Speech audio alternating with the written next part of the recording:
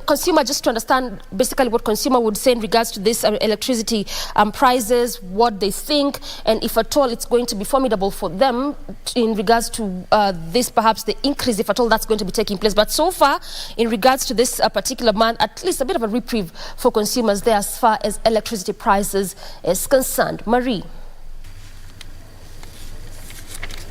Yes, Doreen, quite a lot being covered in the Standard newspaper. Also, learning yet to start in some grade 7 classes. So that is some of the issues being highlighted in the Standard newspaper. Causes of delays range from lack of teachers and facilities to not understanding new curriculum. Others include management and finances. And beware, with hot weather comes many diseases. That is also a story being covered in the Standard newspaper. But just to go back to a story that we did highlight for you this morning, in as far as some of the opposition members of parliament joining or assumed to be joining the government, and that is Ruto power onslaught on Uhuru and Raila base. President William Ruto has gone on an overdrive to decimating opposition number in parliament, a move that has raised questions on parliamentary independence, given that majority have sworn allegiance to him. And the Senate is saying that it has also cast a spotlight on opposition leaders Raila Odinga and former president, that is Uhuru Kenyatta, who have been outwitted on matters legislation and oversight. So remember, this is also coming even as the Azimio la Umoja One Kenya Coalition Party is planning a series of rallies, really just to put the government under pressure in as far as their campaign pledges are concerned. So we will wait and see how this will be playing out in terms of numbers, and those from the Azimio who will be joining the government or will be supporting the rallies that are slated by the Azimio faction. Now, brace yourselves for hot weather and health risks. Experts caution. We've been experiencing quite hot weather or high temperatures in the country, and that comes with other health issues, and so experts are warning there. And so the Meteorological Department says that temperatures to remain higher than average in most parts of the countries, as doctors warn of snake bites as reptiles seek to hide in cooler places, even in homes. So just a note there to take care of ourselves, or take care of yourselves in as far as the temperatures are concerned. And how to stay safe in extreme hot weather. So there is an outline here where we are being cautioned, as much as the sun is good for vitamin D, it's also advisable to protect yourselves from exposure to the sun's ultraviolet UV rays, that is, which can cause damage to the skin, eye, and the immune system. Here are ways you can also do that. This is recognize signs of dehydration and heat exhaustion, such as headache, dizziness, faintness, nausea, and a weak or rapid pulse. So if you happen to experience such, this could actually be as a result of the hot weather. Wear a hat, sunglasses, and sunscreen, even if you have dark skin. Well, most of us do, so that applies to all of us. Stay in the shade as much as possible. Try to limit outdoor activity between 10 a.m. and 4 p.m. Wear long sleeve, loose fitting, lightweight, and light colored clothes. Wear shoes that cover your feet. Don't sit for long in closed vehicles. Drink plenty of water, even if you are not thirsty. So, yeah, just giving us signs of dehydration and what health risks could actually be coming as a result of the high temperatures that we are experiencing in the country currently. So, confusion mars junior secondary takeoff. That is a story in the Standard newspaper. Most institutions are operating as per their understanding of their program. That actually is raising a lot of questions, because there should be a standard way of implementing the JSS curriculum. Some schools do not even have a single JSS teacher, according to NATBOS. That is Collins Oyu, and actually saying that the Kenya National Union of Teachers, he said that the government should fast track employment of more teachers to address some of the issues. So it's coming out that even after the first cohort of the grade 7 at the JSS have reported in school, there's still a lot of confusion in as far as implementing the curriculum. Some schools have no teachers. And even some schools do not have infrastructure in terms of, seating arrangement, the desks and all that. So that is being raised there, and hopefully that is something that will be sorted out. But yes, a lot of confusion in as far as the JSS implementation is concerned. So quite a lot. I'll end the newspaper review right there.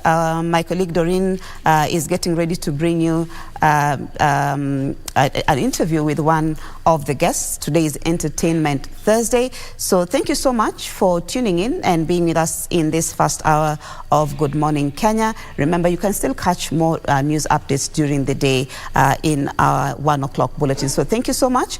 I want to hand it over to Doreen, but we just take a breather before that. My name is Marie Yambo.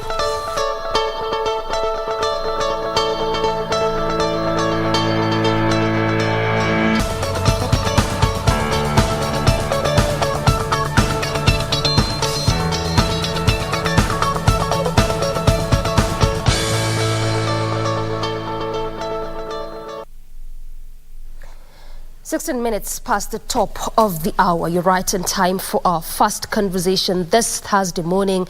We look at the ravaging effects of droughts in our country. 4.35 million Kenyans is the number that was released by NDMA as of last year in November. So we look at how those numbers are looking like. Have they increased? Have they decreased? What interventions have been made by the state? How long has this intervention gone? And just what lasting solutions can we get as a country as far as drought is concerned? That is what we are set to converse in like the next 40 minutes. I'm holding court with Edwin Mukabana, who is the CEO KBS and also a member of the National Steering Committee on Drought Response. Karibu to the program, sir. Thank you very much. Let's just latch in this conversation looking at this steering committee appointed by the president in November last year. My memory serves me correct, that it was on 21st November. Yes. Just basically talk to us about the mandate of this committee. Yeah, the mandate of the committee is to coordinate activities of drought in this country, knowing that NDMA is in charge, and we have other non-state agencies like Red Cross that are involved, FAO that are involved, World Food Program that also distribute food. But these things are not well coordinated, even the private sector having been doing the same. So in the wisdom of the Deputy President and the President, they decided that we need a private sector-led team to be able to assist in the coordination and distribution of the food.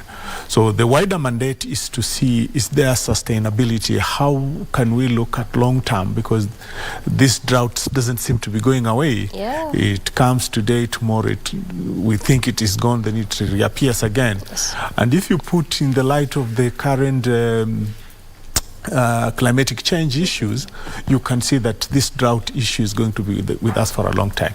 Yeah. So basically more of what you do is coordination, bringing on board all these various stakeholders as far as drought mitigation is concerned. Yes, and also assisting in the raising of funds. Oh, yeah. Because we have other ways in where we can bring in the private sector to complement what the government is doing and what the other agencies like the UN are doing. I hear you. And of course we'll come into that in all that momentarily, because that's ideally what's in the short term being done even by the state when it looks to when it comes to cash transfers and food. But before that, I was just looking at some of those statistics that were released by NDMA, and as far as what they did say is that this particular situation has continued to deteriorate, and as of November, we have said this over time, it was 4.35 million Kenyans, and as we speak we are almost clearing the 5 million mark. Yes. From where you sit, how dire is this situation? The situation is very dire. Okay. When we sit in Nairobi and in some counties like Western Kenya, you think things are normal. But when you travel outside to areas like Samburu, Wajir, the Mandera, Kilifi even, you find that this situation is very, very dire. When you take the fact that drought affects also livestock, because we lost over 2.5 million livestock. That means the people in that region have lost livelihoods. So you've got poverty and also drought and hunger going together, and this makes life very difficult. Okay. The harsh reality of climate change. I hear what you're saying, but also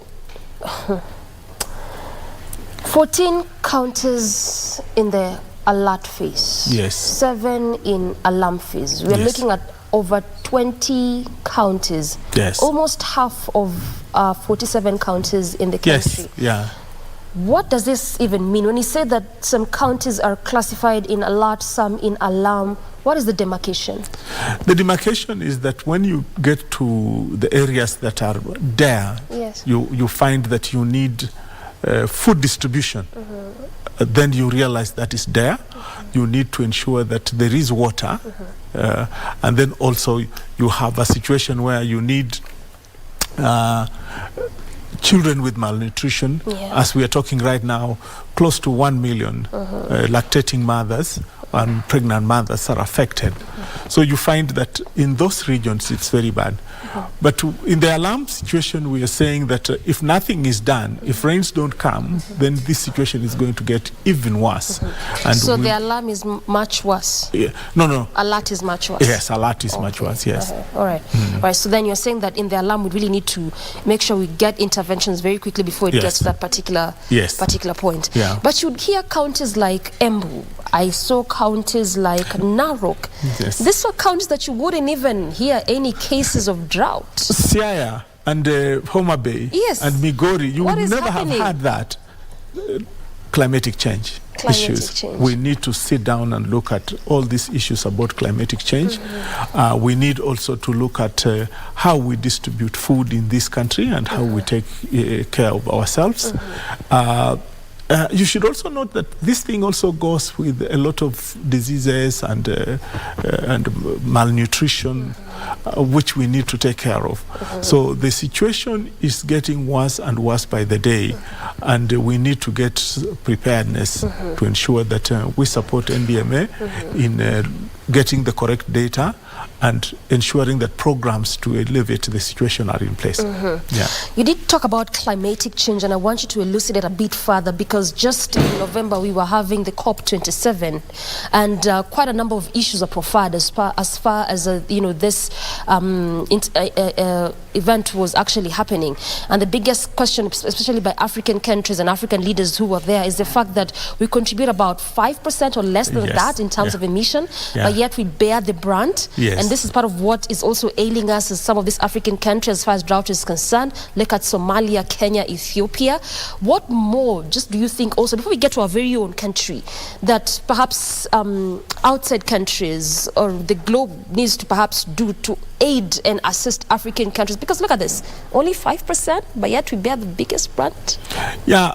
Generally what is supposed to happen is that the developed countries or the polluters are supposed to contribute to a kitty, and that kitty then is supposed to be used to assist the non-contributors to climatic change, elevate themselves through green funding or something like that.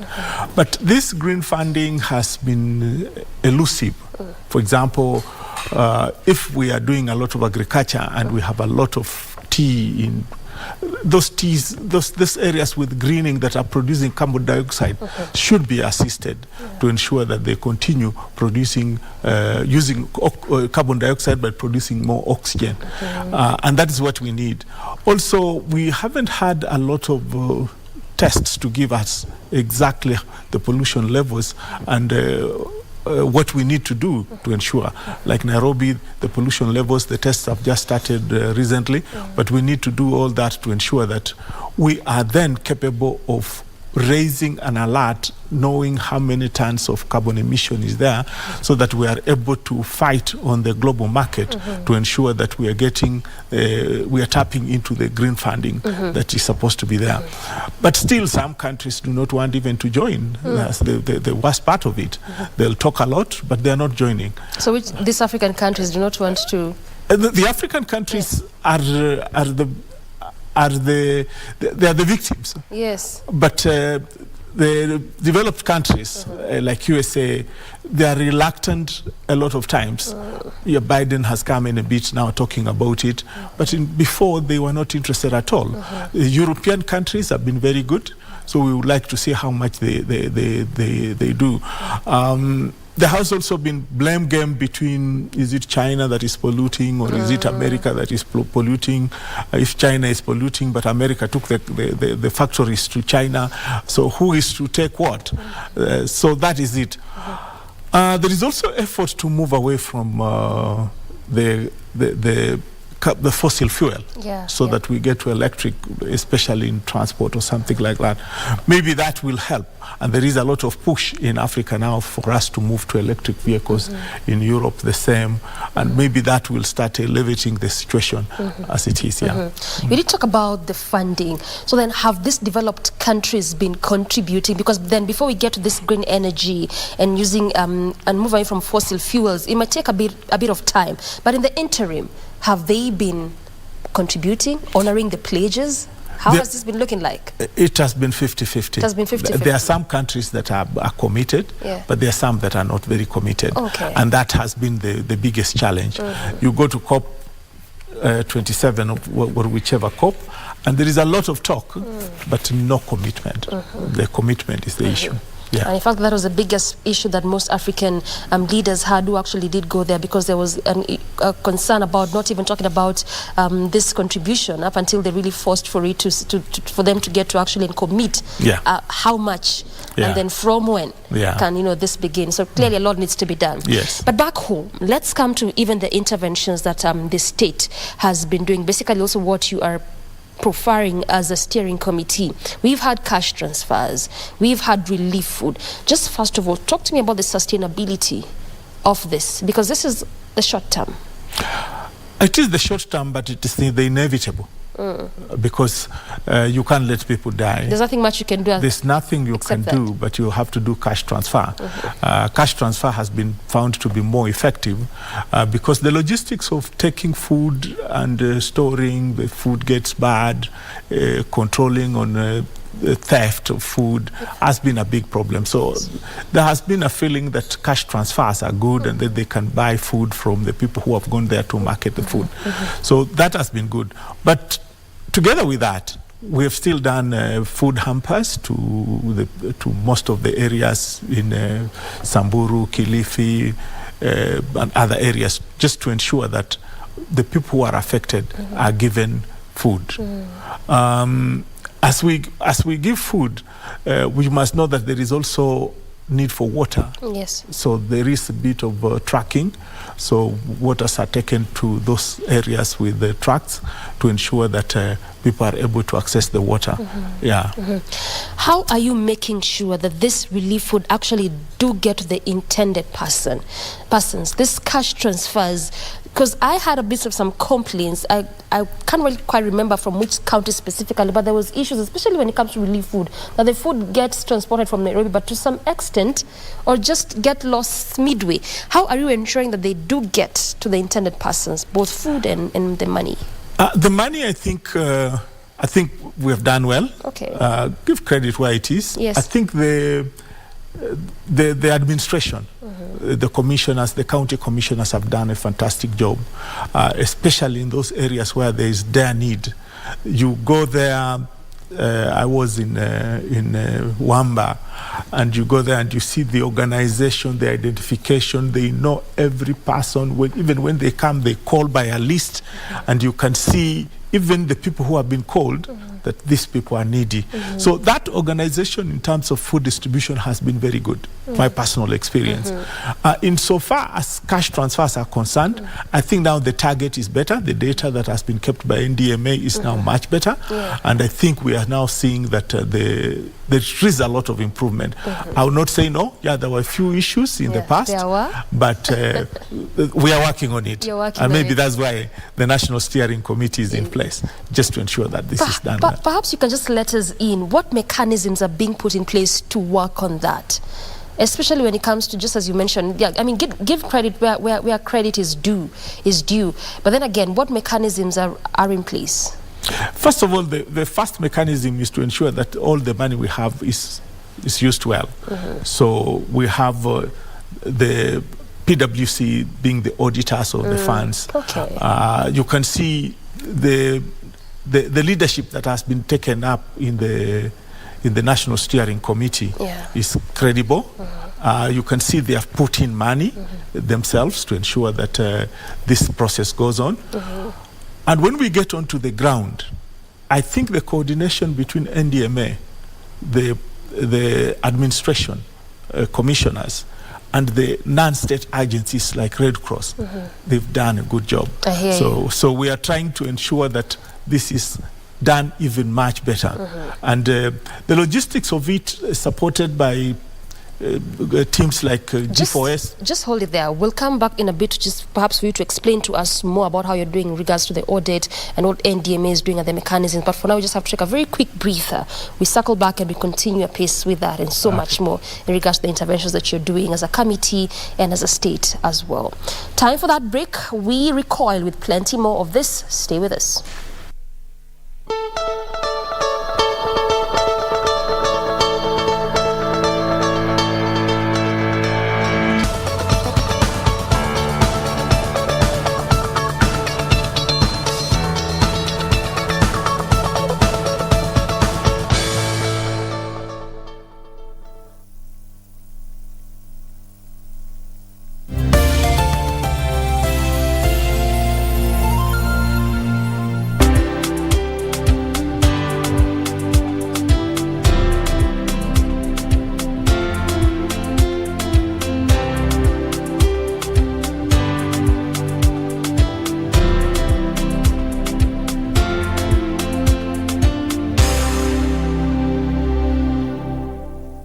Vijana chapakazi wenye nguvu za ziada. My youth, uko na talent ya kusing, spoken word, kucompose jingles ama any other unexploited artistic talent. Gava through Ministry of Information, Communication and the Digital Economy na KBC sasa wamekama up na project ya kupromote usanii called Studio Mashinani. Hizi ni studios ziko grassroots and they are fitted with high quality state-of-the-art equipment where you can produce quality audio and video music content for free. What's more, wanaoffer mentorship na talanta yako itakuwa promoted on KBC Channel 1 TV, Y254 na radio stations za KBC. Tembelea Studio Mashinani huko Comarox, Langata, Sauti House Mombasa, Kirwara huko Gatanga, Kitui next to Manyanyoni Chiefs Camp na Kisumu City wako hapo KBC Station. Usilalie talent. This is your chance to commercialize and popularize your talent through Studio Mashinani. Serious though. In my eyes, you're better than all the others. Harvey. I thought you were someone else. I can't let you go out. What do you want? There's stuff on your face. My face? Where? Charlene? Listen to me. There's a thief wandering around in our hotel. Head to my office and wait for me there. Okay. What do I do? Charlene, calm down. You can get through this. I've learned a secret. What secret? It's a secret about Harvey. A very, very serious secret.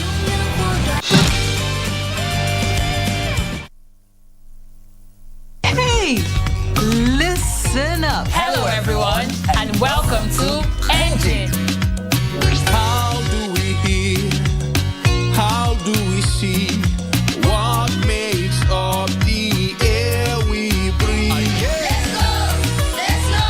It's technology. Let's go!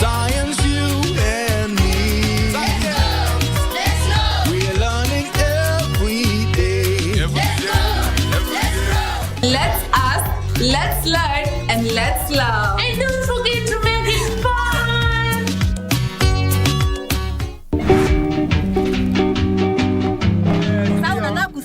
Nataka sasa kuziende ndio ni muokalize. Ndio. Kuna lugha wamejifundisha ya mtaani.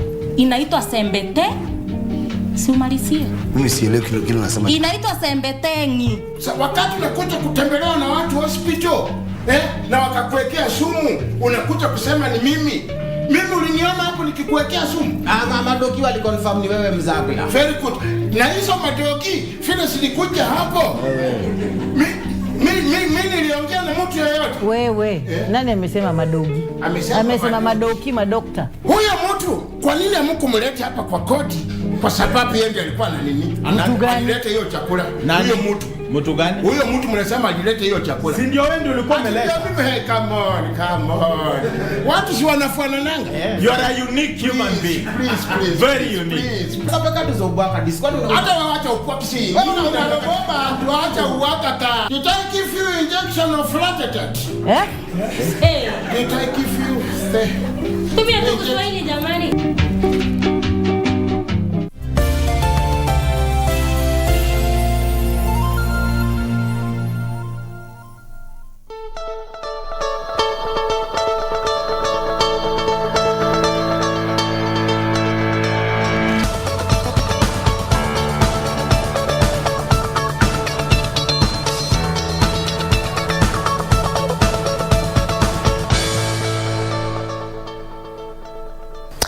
Welcome back to the program. You're still on Good Morning Kenya. Drought mitigation is our center of conversation, still holding court with Edwin Mukabana, CEO KBS, and also member of the National Steering Committee on Drought Response.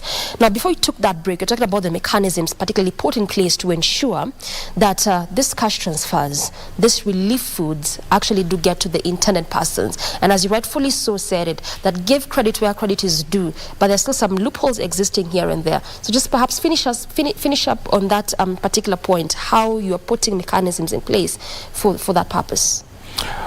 What we are doing right now is, in the first place, we avoided to accept food because whenever you receive food, the food got bad or there was a problem. So in collection of funds, we said we want cash first. Okay. Once cash comes, then we get reputable companies contracted to pack the food into hampers. Then those hampers are transported by reputable companies. G4S has been one of them, to ensure that the food then is transported to that area. Once the food gets there, it is handed over to the administration. So the administration then, before the food leaves here, the list has already been prepared by NDMA and other agencies like Red Cross. So by the time the food reaches there, they know exactly who is receiving what package. So that way it has been very targeted to ensure that the food then reaches the people that are required. The other thing that we have done is, while raising funds, we have said we want people to adopt a family or adopt a meal, so that you can have some targeted amount of money to ensure that when you are doing that food hamper, it is going. Like the last one we did was around Christmas, where we were saying, just give a meal, and we raised that money and we got a very good response. So by that targeting, we have done very well.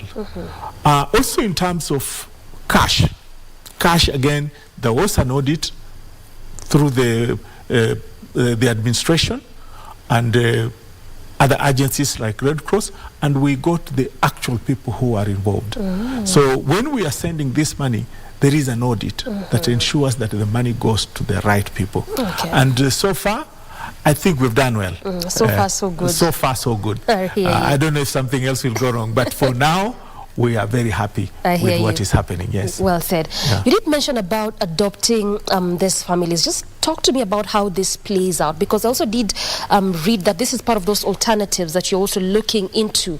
How are you ensuring this happens? Just who does adopt these families? How is it playing out? We're saying that as Kenyans, we have been used to money coming from donor community. from outside. Yes. But maybe what we haven't understood, that money also comes from the citizenry of that country. They're the ones who pledge, being shown what is happening in Africa or other places, and then they donate that money in that way. But ourselves in Kenya, we have been very reluctant that you don't want even to produce 200 shillings, which would be helpful for a day's meal in a family in those parts of the country. And we are saying, is there a possibility of you adopting just a meal for that by producing the minimum 200 shillings to the pay bill that we have put in place? Or can you do 6,000 shillings for a month for a family of 4? You see, that then will help us know that we are targeting particular people. And what we are trying to work on is that, is there a possibility of you knowing where your money went, so that you are able to feel that, yes, I have helped a family, and that family is at least having food on the table. Is there a possibility? There is a possibility. There is a lot of work going in the background to see how we can target for that information to go, so that when you give, you get a feedback. Okay. Yes. Is this different from what we had in 2011, Kenyans for Kenya? Because now we have Wakenya to Lindane. To Lindane, yes. Yes. You know, what is the difference? There isn't much difference. I think what there is that we do things and stop. We do things and stop. This time we are saying we want a sustained effort, so that this thing is continuous. It is not going to stop tomorrow. So though the steering committee is for 1 year, what we want to put in place is a mechanism that this raising of funds from drought response is a continuous exercise. Let's look at what happened in Ethiopia many years ago. But the Ethiopians have managed that. You no longer hear of that situation. So you do that by putting into mechanisms like, for example, do you have good water pans? How about your boreholes that used to be there? We have boreholes, but all of them are broken down, which means nobody has followed up. And we are now engaging, we are trying to talk with the Kenya Defense Forces to see they've got an elaborate scheme of how to manage, but we're not using them. So we want to tap into all this, including awareness by the Media Owners Association, who have also been asked to come on board to ensure that we have partners who can make sure that this is sustainable. You did say that you want this to be a continuous process. That's why I juxtaposed it with what happened in 2011 with Kenyans for Kenya. And I like that right now, even with Wakenya to Lindane, you have actually a way in which when one donates, they actually do get a message. They get a response on that. But then why would we want to have a continuous donations? Why wouldn't we get a lasting solution to drought issues in the country? Yes, we have another committee that is trying to look at sustainability going forward. For example, those areas that are getting the problem of drought, there's also a problem of tree planting. Okay. So how do we continue ensuring places like Narok, places like Siaya, that these areas that are emerging, they plant trees and ensure that we look at it? How can we look at our catchment areas, rain catchment areas, and ensure that there is water all the time? How do we ensure that the places where we have sunk boreholes, that the boreholes are maintained and they are there for a long time? How about the places where we have water pans, that when it rains, this water is collected and put into an area, and this water can be used? There is the issue of animals that keep dying all the time. Yes. The communities, most of them are pastoralists, and you find that they lose their animals throughout. How do we ensure that there is water for those animals, and how do we ensure that the people in that particular region have a livelihood? Should we put abattoirs in that place so that there is uptake of those animals, or when there is drought, or how do we do that? But there is something that we don't come to think about. This drought has been around. Have we ever thought about the wildlife? Who is taking care about that wildlife? Who's talking about it? Yet, we have a responsibility. So we are also looking at how do we ensure that the wildlife is taken care of. So all these things, we are looking at them and trying to see what mitigation factors, what long-term mitigation factors. Everything is still in the cooking pot. I will not say that everything has been crystallized, but that is the purpose of the committee. How do we ensure that this thing becomes sustainable in the long run? I hear you. Yeah. And just as you speak, I was looking at the screen. I'm looking at how dire that situation is. When you look at that, looking at children, looking at how dry the lands are, the malnourished children, the dry areas. There's really nothing to even collect, and you can really see the ripple effect that this drought is having. Not just like you did mention the wildlife, the livestock. Look at that. I mean, goodness. And we're also talking about children going to school. This is really also affecting them quite a lot. It is affecting children going to school because we also are now doing some feeding program. In schools? In schools, and ensuring there is no malnutrition. Like I said before, we have serious conditions of lactating mothers, some mothers who are pregnant. 134,000. Yes, and imagine. These are lactating and pregnant. Yes. And children, are talking about almost a million. 942,000. Yes. Oh. And so then, this makes me to want to ask. So the relief food, definitely a good short-term intervention in the interim.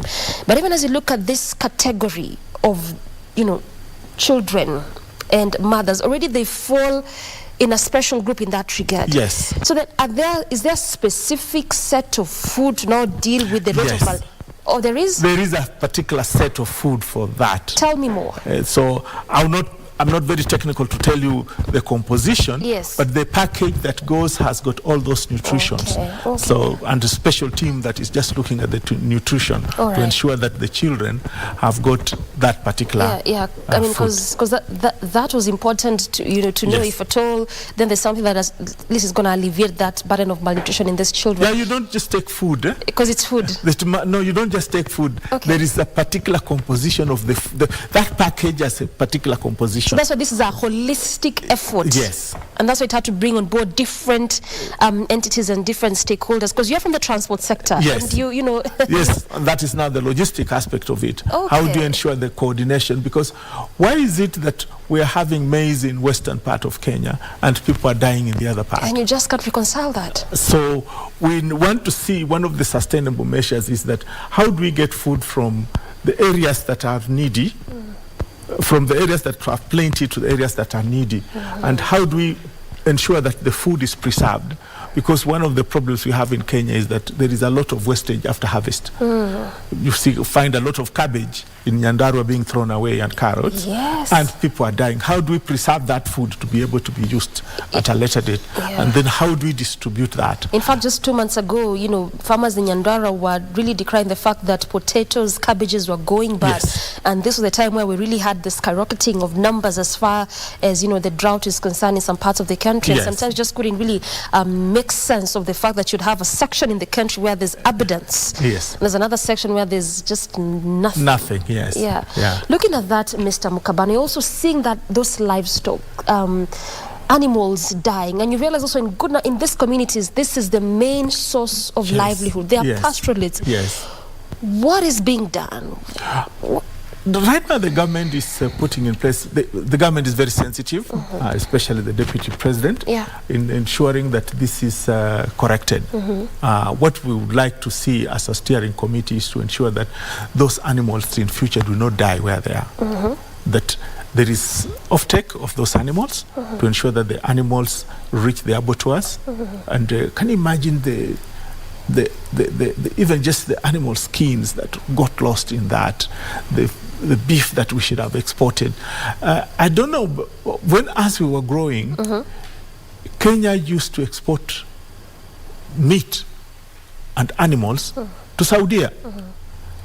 Imagine we don't do it again. But they're dying in the northern part of the country. Yes, and our animals are dying. So we want to ensure that the government puts in place a program to ensure that there is a way that when there is a drought, those animals are moved to a place where they are kept fattened and then sold, whether it's going to be Kenya Meat Commission or any other abattoir, and then the food is either packed or preserved for export or to be used at a later time, not allowing animals to get wasted like the way that. they're happening. And perhaps you can comp my knowledge on this one, given the fact that you sit in this committee. There had been some plans of perhaps the state buying these animals from this pastoralists and looking for ways in which they could even sell them to see how best they could at least assist these families. Because we are talking about the ripple effect of this drought. Look at children going to school. This is their main source of livelihoods. These animals are dying. Did that program commence? How is it? It looks simple, but there is also a cultural aspect to it. Okay. The pastoralists value their animals. It's just like there are parts of this country where people not sell land because land is so precious to them. Now the pastoralists, those animals are so precious to them. Now how to educate them that drought is coming, please release these animals so that they can be kept somewhere, and maybe we have another way of returning the animals to them. You get what it is? Because that is their livelihood. Now, when they die, all of them, they go to nothing. But how do we have a program where they are able to ensure that the animals, yes, they have lost, but they have got money to revamp their stock again when there's no drought, to ensure that their livelihood goes on. So there is a lot of cultural aspect to those animals. So this was a program in the offing, but there's a lot to be dealt with before. Yes, on the ground. It's not just as easy as that. It's not just as easy as buying these animals, selling them off. Then you can go there and they tell you, no, these are my animals. I'm not going to sell. Yes. Okay, makes a lot of sense. Now, given the fact that you come from the transport industry, you did mention about logistics. But then, what more are you doing within your sector?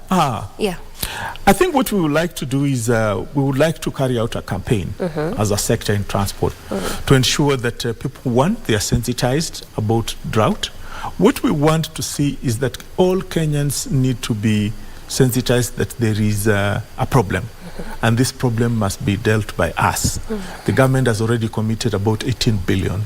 As the situation is right now, we don't see the government funding everything, not even in those European countries where the money comes from. The CS just said yesterday there's no money. It is the citizenry that feel that we have a cause. Whether the cause is here or the cause is in Turkey, like we are sending something in Turkey. So we should be able to know that, yes, in this county we are okay, but this other county is suffering. In this sector of the economy, there is this okay, but in this other sector of the economy, there is a problem.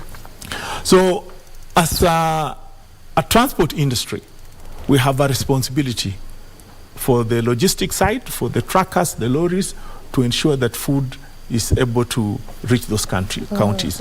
We should see a business case in transporting food to those areas. As the PSV industry, we have a duty to ensure that we sensitize people about it, and if we can donate something, our wish is that using the pay bill number that we have given out there, we want people to send, even if it's 200 shillings, to ensure that we mitigate this. Now imagine if we send 100 shillings and we are 1 million of us, that's 300 million. How about if we doubled that, and that in a year, you can see we would have made up close to 2.4 billion shillings. And that can help a lot. We are talking about sinking boreholes, repairing boreholes, digging water ponds, transporting water by truckers to those areas, sending food, sending the money itself, ensuring that the children who are malnourished are treated and are given food. All these interventions require money, and what we require is kindly, we are looking outside there, people in the Jua Kali, the people in the matatu industry, the people in the logistics, please send some cash to the number that is going to be given. It is going to be from today, tomorrow. We will see these numbers on the screens of all TV stations and all media to tell people how they can send the money or how you can send a check to the bank account. So is the number there already? Or yeah, the number is there. Might you give us? It's 880 990. 880-990, I think. Yeah. That is the number that you, when you send the pay bill, you send money to that pay bill, then you can help a family. It will go a long way. It will go a long way. Yeah. Yes. And just this say, earlier on, as you're making that remark, that the government can't do everything. It's just to some extent they can as a government, but then also it takes Kenyans of goodwill to assist to alleviate that burden. Yesterday, the CS Treasury, Juguna Ndugu, was just saying that we need to wait a little bit longer. There's not so much in the coffer. So clearly just shows you that as Kenyans, it is going to take a lot of our responsibility as citizenry. And let's agree that the issue about our coffers being dry is not only, I think many countries have been affected. The economy recession is across the whole world. And we need to appreciate that. As we do blame games here and there, we need to appreciate that this issue is a global issue, and we need to help. But giving is not about riches; it's about your heart. When you see somebody suffering and you give, it's not about your rich; it's about your heart. You can share something small that you have. Well, but there are those who have a lot but will not share. We are appealing to your heart. Look at those pictures. Look at those people, how they look like. They're human beings. They deserve. They did not put themselves in that situation. That situation has been caused by climatic change. Nobody, even if you are a country, you could not have plowed or put rain in those areas. Manufacture rain and for it to rain. No. It's part of our country, and we need to take care of it as we continue to do long-term projects. Exactly. Giving is not about the pocket, is about the heart. Yes. That is the clarion call. We did talk about, even Turkey, and this also reminds me what we did last year as a country when we sent foodstuffs to Somalia, the victims of the bomb attack, just to try and see how we can also help them as a country, which is a very good thing because you're talking about giving, very important. Right now, in regards to the earthquake that did take place in Turkey as well as Syria, talking about 11,000 victims, and so also as a country we are mulling over sending tea, coffee, nuts, which is again a very good thing. But a caveat, and someone would ask, as a country we are also having the same problem of food shortage. Whilst it's very good to give, might we not want to deal with our very own, exhaust it, make sure we are good enough, and then now we can give? That's a very good question. But sometimes this county might be having more, let me use it to illustrate, might be having more potatoes while this one has got more millet. Because you have millet, you can't eat all the millet. So we have tea, which is in excess, but can we take tea to wherever? to Wajir or something. Maybe we need probably to sell that to do. But when there is a disaster, I think we need to look at it as human beings. That heart of being supportive.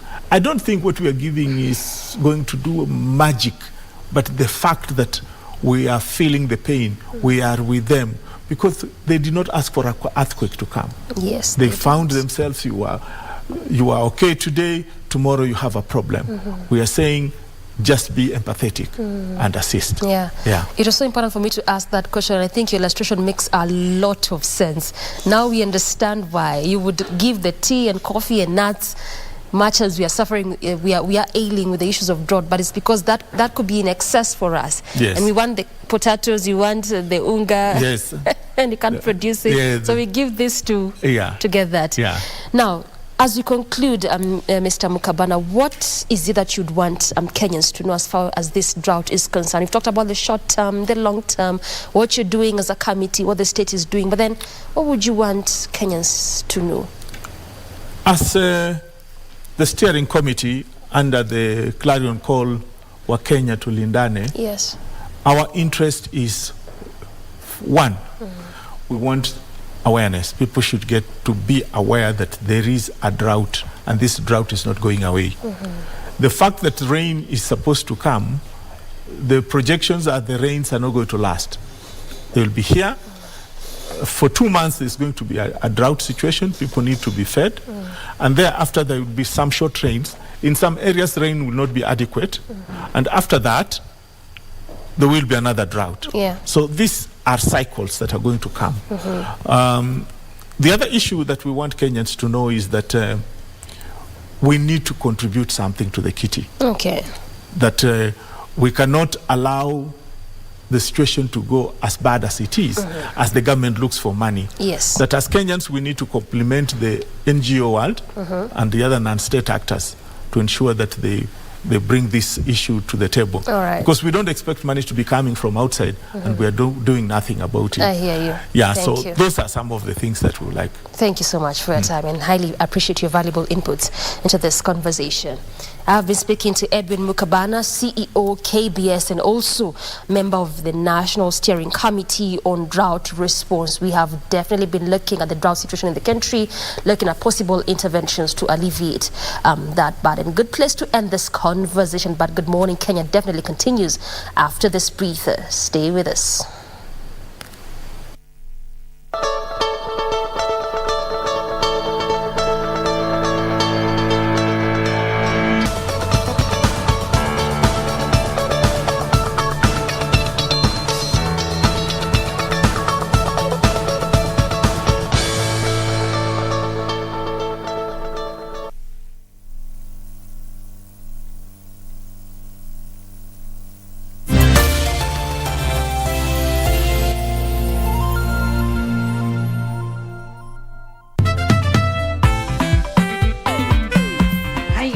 Lady Antibella, you're here. Michelle, where else am I supposed to be? See, we were told that. Michelle. She's a shitty. So it's true that there was a discussion in this class about me? Discussion? What discussion? I did. When you don't remember what you were told this? Chepkoech, let me ask you something. Do you really want to be my friend? Of course, I want you to be my very best friend so that you can be surfing with me. Why can't you just lead us in the normal way? Which is? For example, you can say, good morning, students, and then we say, good morning, back to you, mwalimu. Enjoy a selection of the best. Regina Ray and Tingazi. Bado hujamwambia unamlike. Umerealize jamwachilia mkono kutoka nikuje hapa. Love blossoms in Mexico with the trio sisters in Las Bandidas. I beg you, please don't go. I want you to be the happiest man in the world with a woman who appreciates and respects you. An array of music rave. Make me lie when I don't want to. Blues. You are my everything. Two local gems.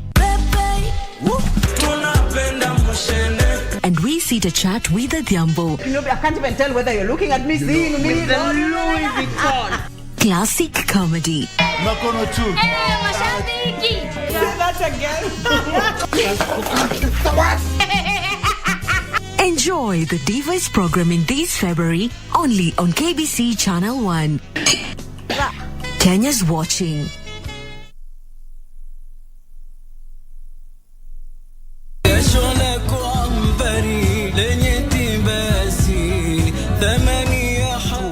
Hawezi kuamka pale alipo, amefungiwa damu, amefungiwa maji, anahitaji kwa uangalizi wa daktari na manasi kila baada ya saa, kila baada ya nusu saa, kila baada ya masaa mawili. Lakini ukimuuliza unaendeleaje, anakuambia niko afadhali, nashukuru.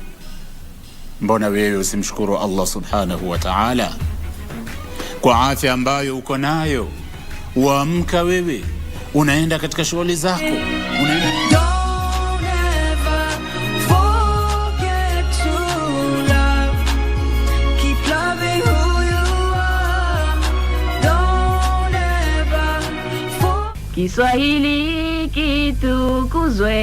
Mwanzo wa kitu ndo mwisho wake, lakini sisi hatuna mwanzo, hatuna mwisho. Alinishow nimpe chance ya kunimiss, kumbe alikuwa anataka ni go missing out of his life. Styling show apendi ile na dress ati ni tight na crop, kumbe alikuwa amepata crush na tight na crop na alikuwa anataka kumuona daily in me. Dada zetu makosea kuzivaa hadharani, ndizo hizo uchochea usherati mitaani. Mavazi rekebisheni, usherati umezidi. Tunapoangalia kwa upande wa matumizi ya tarakilishi, wanafunzi wengi wameweza kutumia tarakilishi kuingia utandawazi, ambayo wanapata chanzo ya kutazama filamu ambayo hazifai. Tunakataa kwa hizi injections zitadunga ndani kwa ujuzi tupate ugonjwa tumbo kufura for a period of season and no good reason. Mafisi wako kila side, hadi tumeshindwa kudecide wapi kwa kuhide. Kila mtu ni chui in heights za kondoo. Tume hide in silence for long, but leo manzejo tuna silence for good. Nashia kuwa like Easter hivo, sio kupenda achana naye, nekupenda penda na naye. Mambo sesi ya nyumbada, emucheza ufurahi kama swangi limekole. Azainama, emupenda Mungu. Kiswahili kitukuzwe.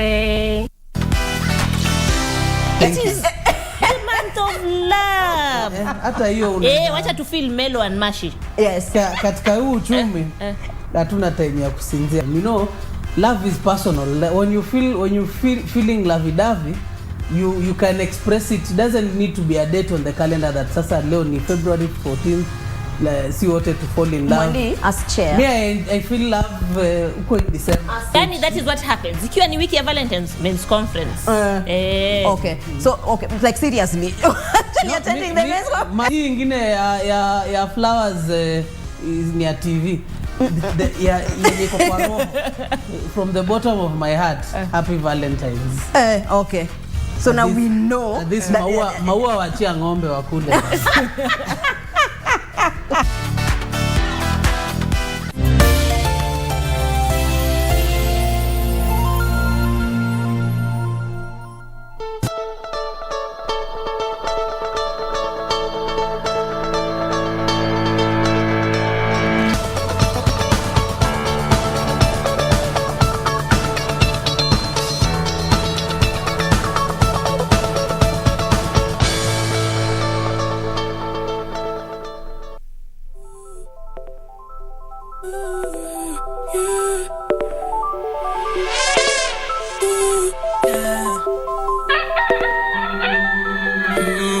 Magiwa nyumbani, I could change your life. Pishe pete yako aki, you could be my wife. Magiwa nyumbani, we could be so nice. Ambie buda yako nimekushika kama vice. When I fall too tired, pole, pole. Behind a blessing, baby, we just crawling. Auntie yaki, mwambie kuwe pole. Tutawai follow, kisha tukidole. When I fall too tired, pole, pole. Behind a blessing, baby, we just crawling. Auntie yaki, mwambie kuwe pole. Tutawai follow, kisha tukidole. Magiwa nyumbani, you know you changed my life. Nimebadilika girl, I put the holes on ice. Magiwa nyumbani, tell me what's your price. I can make it rain, oh baby, I can roll the dice. Magiwa nyumbani, ushanipandisha moyo, ukanipandisha baby, ulinitoa kwa soko. Magiwa nyumbani, I never quit smoking for you, but you know I'm gon' be loyal. You know I'm gon' be loyal. Unarola ndogo ni mataa, ongeza nyama njeri si pilau. Siku za kusota we sahau. I'm always on the go, but I never let you go, baby. When I feel too tired, pole, pole. Behind a blessing, baby, we just crawling. Auntie yaki, mwambie kuwe pole. Tutawai follow, kisha tukidole. When I feel too tired, pole, pole. Behind a blessing, baby, we just crawling. Auntie yaki, mwambie kuwe pole. Tutawai follow, kisha tukidole. Ai, penda, si unajua vile mi ukupenda. Sai, tenda, unajua mi si pretenda. Ey, kana, kitu ni kusi slender. Wezi, kana, swambie vile kuenda. Auski mi na buda kushare jina. Nasikia tiki kulacho kiko ina. Kwanza nikikujako humo ina. Inakuwaga jani mpatia feeling ingine inaga jina. Kautamu flani star vile una. Na yo smile yako sijaona. Unadai chiko ndo yoma. Kupepete vile ina.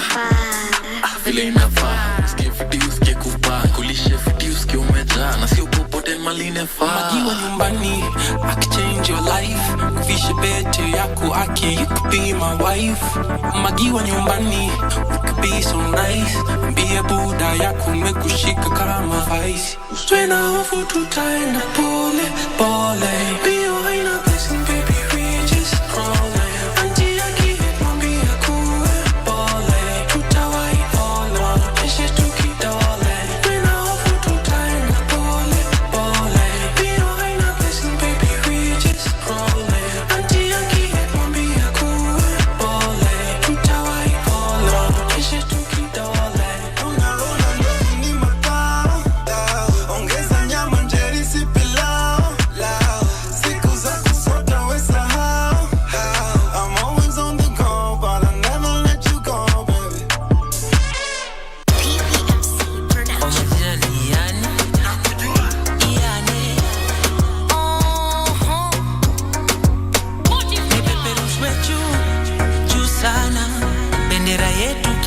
Ipeperushwe juu juu sana. Trio mio, sisi wa Kenya tunawe. Ipeperushwe juu sana. Ajeki ni mkurugenzi mzalendo, black, red and green. Najivunia sna maneno young, fresh and free. Niko huru, raia bariang ni clean. Patriot before Mariga bebe Champions League. Kaza mikuti bendera si pepe humwaka. Nasikia ripoti magari napita jumbaka. Moja ni nguvu siuishiki arambe. Mama goti mapaja ndo upate mguu kaka. Mkenya halisi nasikia ificha inaonekana kwa rahisi. Mboka inapigwa vile inafando vile inaishi. Tutamu kuona vijana wakijenga nchi. Juu sana bendera yetu Kenya ipeperushwe juu sana. Sisi wa Kenya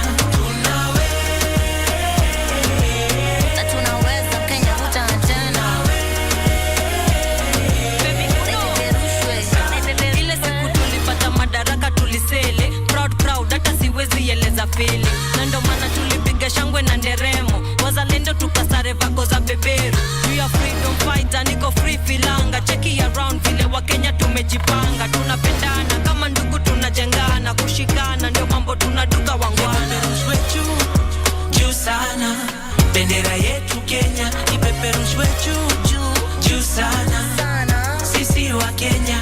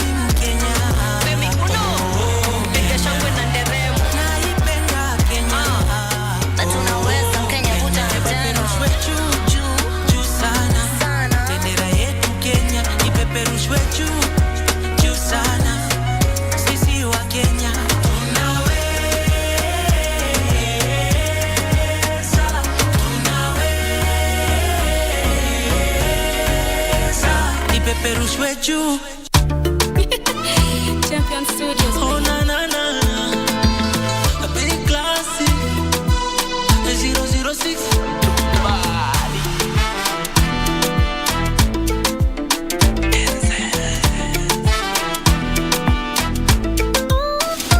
Bad girl follow me. Nikumwagie kawese. Ucheze na mijoromi. Ama uruke mateke. You know sometimes inatupado. Kama ni pati za kishuanjo nizame katika komando. Kama ni kisuwa chinja kondo. She's a superstar. Ananipenda na mpenda pia. ananikosha roho nikimwaza na niwaza pia. Follow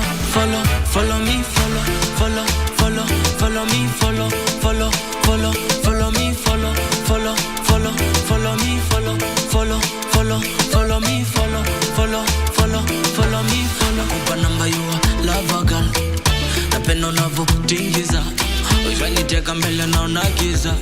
Sexy girl, give me show, turn me on, he was pretty mami, oh tufanye mpaka majogo, akuniwe body man, ufiche kwa raman, mida flani magizan, kwa kere majiran. She's a superstar, ananipenda na mpenda pia, ananikosha roho nikimwaza na niwaza pia. Follow me, follow me, follow me,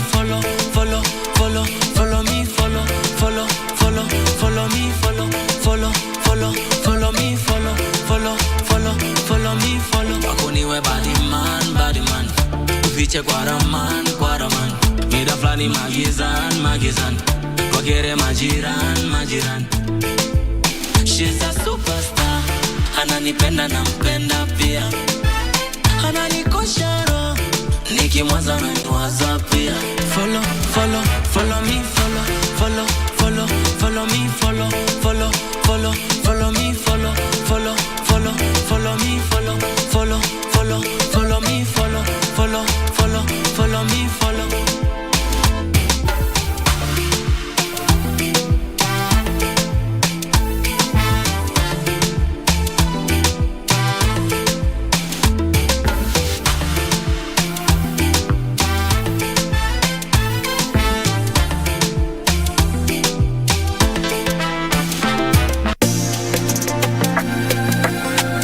Vijana barubaru na wewe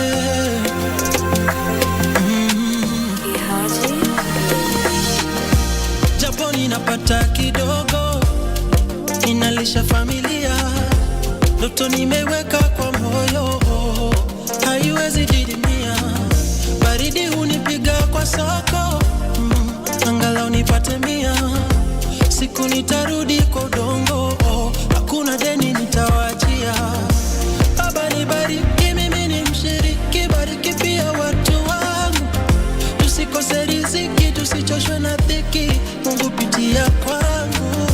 Nyumbani tusirudi mkono mtupu, waru tukibeba tujazia kasuku, tuache mayai tukule mamake kuku.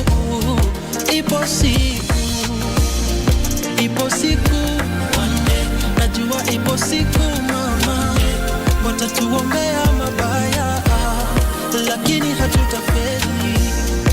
Ipo siku one day, najua ipo siku mama, watatuombea mabaya, lakini hatutafeli.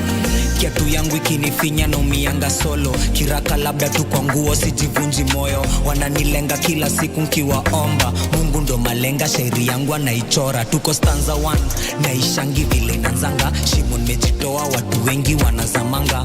Pesa ni down na sina fare ya kwenda pharmacy, umaskini homa wapi tamba ya makamasi. Nimechelewa ndoa, kuna watu nalea, za chama sijatoa, mtatumaje fair. Nadunga Sunday best, nikingoja blessing, shetani alinitest, my performance was impressive. Yes Lord, unanipenda be tremendous, kibariki wengine sometimes I get jealous. Pole nilianza na mwili, ndamalizia na roho, usimalizane na mimi amachodongo nibariki. Ipo siku one day, najua ipo siku mama, watatuombea mabaya, lakini hatutafeli. Ipo siku one day, najua ipo siku mama, watatuombea mabaya, lakini hatutafeli. Mungu Baba, when you remember me, kinipa nyama nipe kachumbari, nisikufe moyo, kuwa nami kwenye safari. Mungu Baba, when you remember me, kinipa nyama nipe kachumbari, nisikufe moyo, kuwa nami kwenye safari. Yes Lord, unanipenda be tremendous, sometimes I get jealous. Pole nilianza na mwili, nitamalizia na roho. Ipo siku one day, najua ipo siku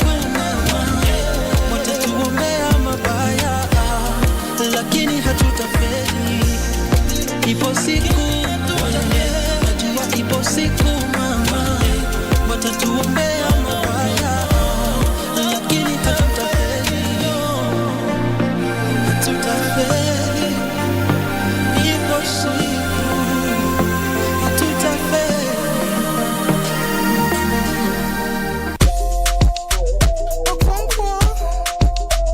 Betika imeivana na cheza na delivery Mavo on the beat. Oh please usiniharibie mood leo nasikia tu fiti leo staki umkiti.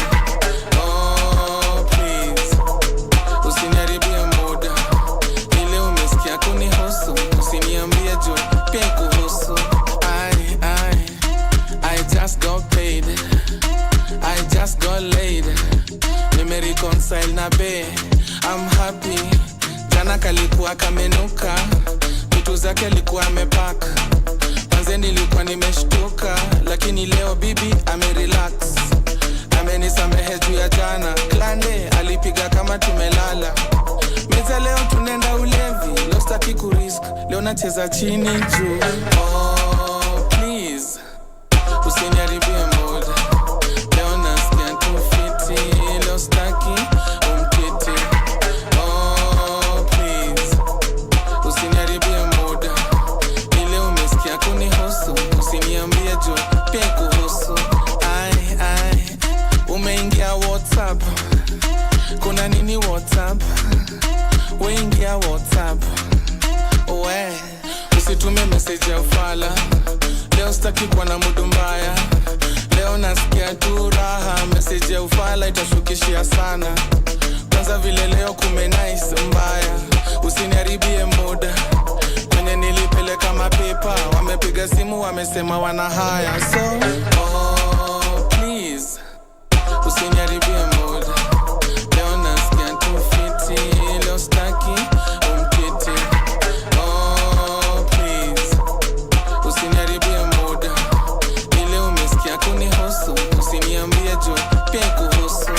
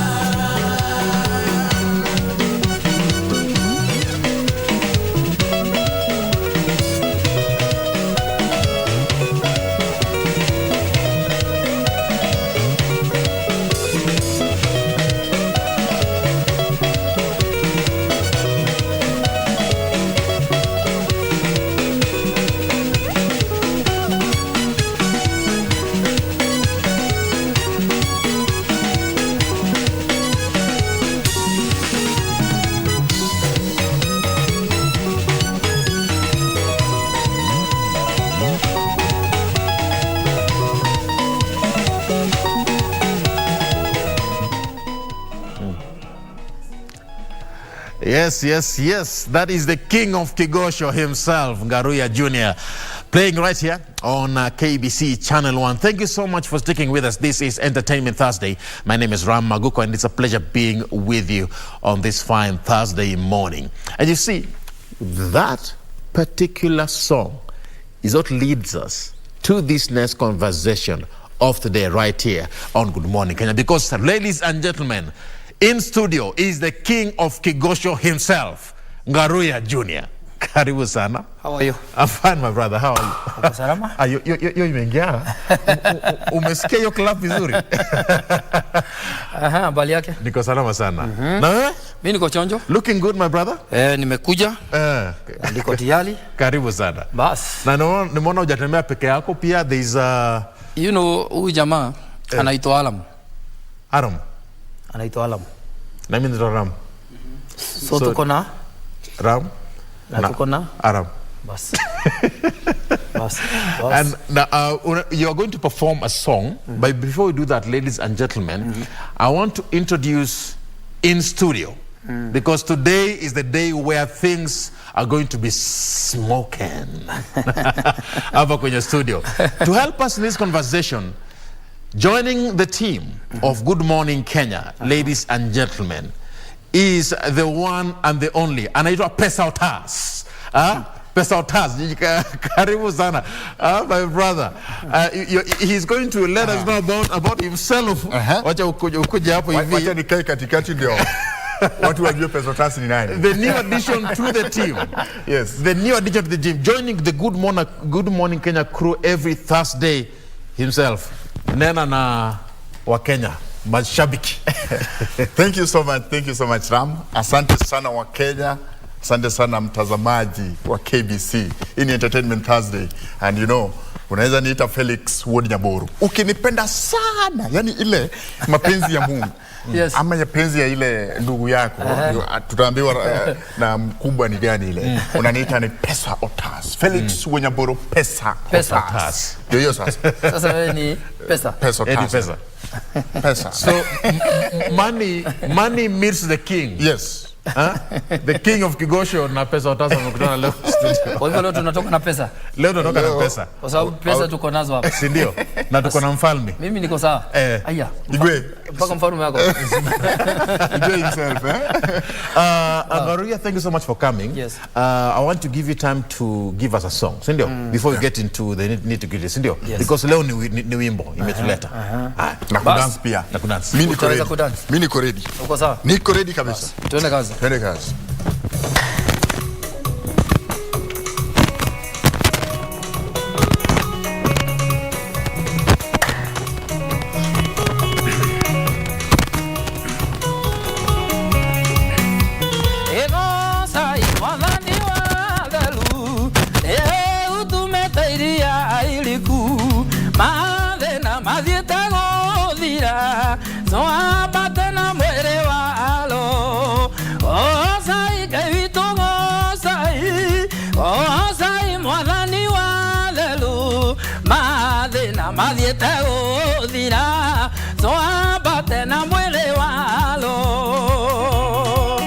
Kazi yako ndugu dance. Namna hiyo. Siona matajiri wenye wanatuona. Kigosho. Kaiwa kwa aiwa kwa wewa magania.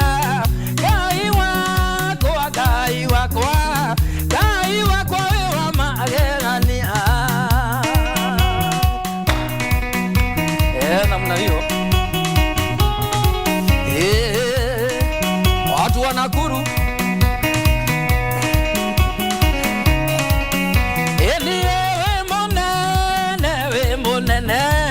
We monene we wa magania.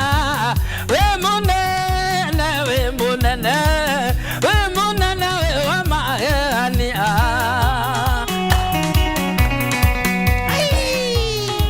Namna hiyo.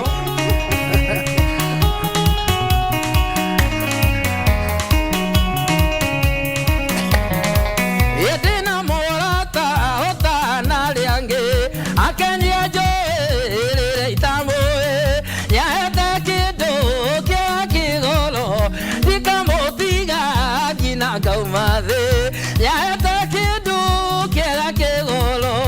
Akone kenia ile sakayo Wero meya neke dokera Kule dhahabu na kule fedha. Wapi makofi?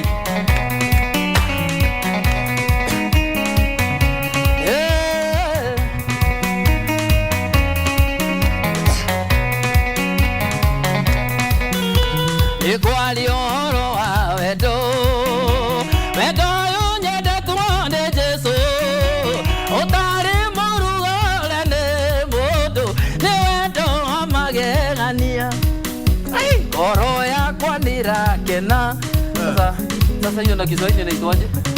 Hiyo roho yangu ina duda, tuweke duda.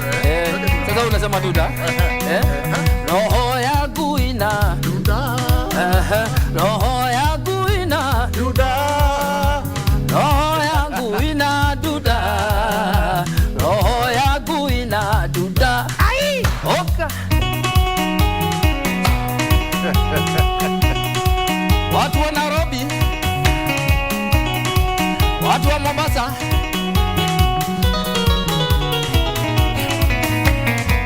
cha kutumaini sina, ila damu yake Yesu, sina wema wa kutosha, dhambi zangu ziosha, kwake Yesu nasimama, ndiye mwamba ni salama, ndiye mwamba ni salama, ndiye mwamba ni salama.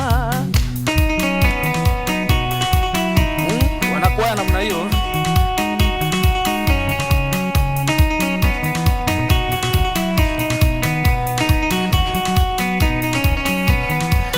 Damu yake na sadaka yategemea daima, yote chini ya kisha Mwokozi atanitosha, kwake Yesu nasimama.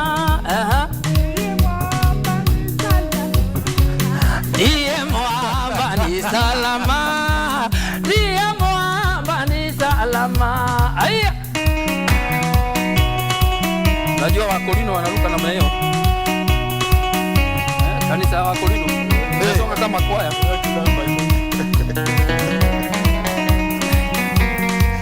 Nitamwimbia Bwana kwa kuwa ameniona. Nitamwimbia Bwana kwa kuwa ameniona. Ameniona. Ameniona. Ameniona. Ameniona.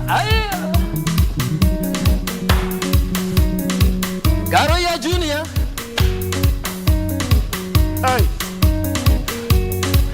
Cheza namna hiyo.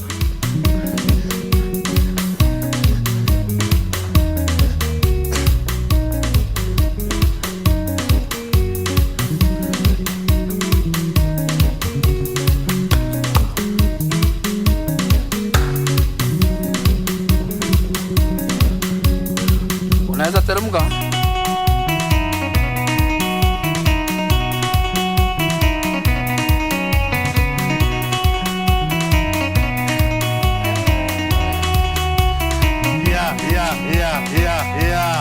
Asante sana. Woo!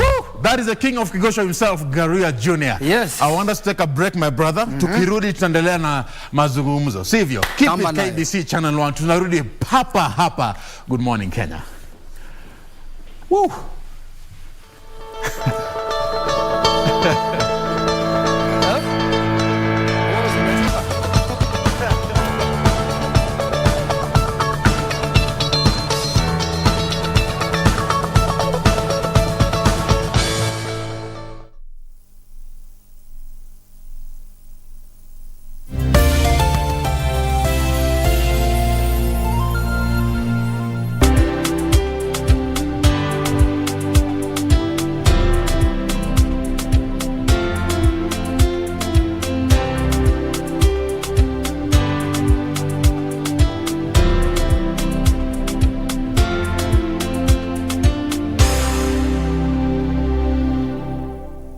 Enjoy a selection of the best. Regina Ray and Tingazi.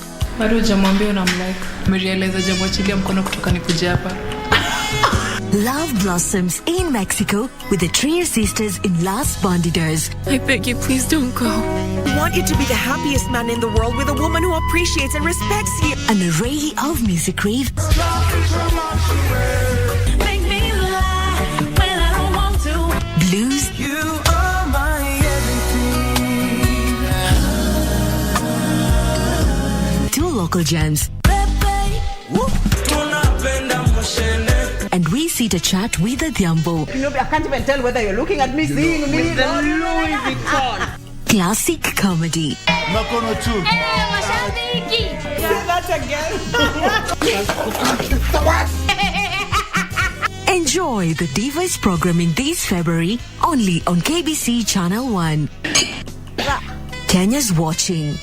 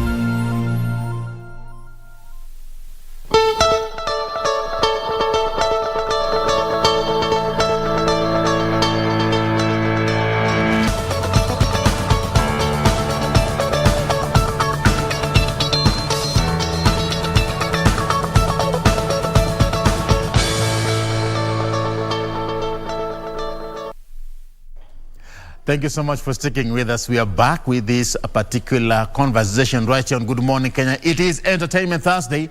Joining me in studio is the king of Kigosho himself, Ngaruya Jr. Asante sana. Asante. Ulianza kipindi na moto? Sasa unajua sasa hii moto ule mtu amekata ni huyu. Hiyo moto ilikuwa imesonga bwana. Lakini nimedansa sana. Hata nimesweat. Na roho alikuwa ameshuka. Roho akishuka usiwahi kata roho. Unajua the king haizi kuwa anacheza ngoma na sisi ya to dance. Nimedance mpaka nimesweat ndugu yangu. Leo nimejua ni kwa nini wewe the king. Wacha niseme igwe.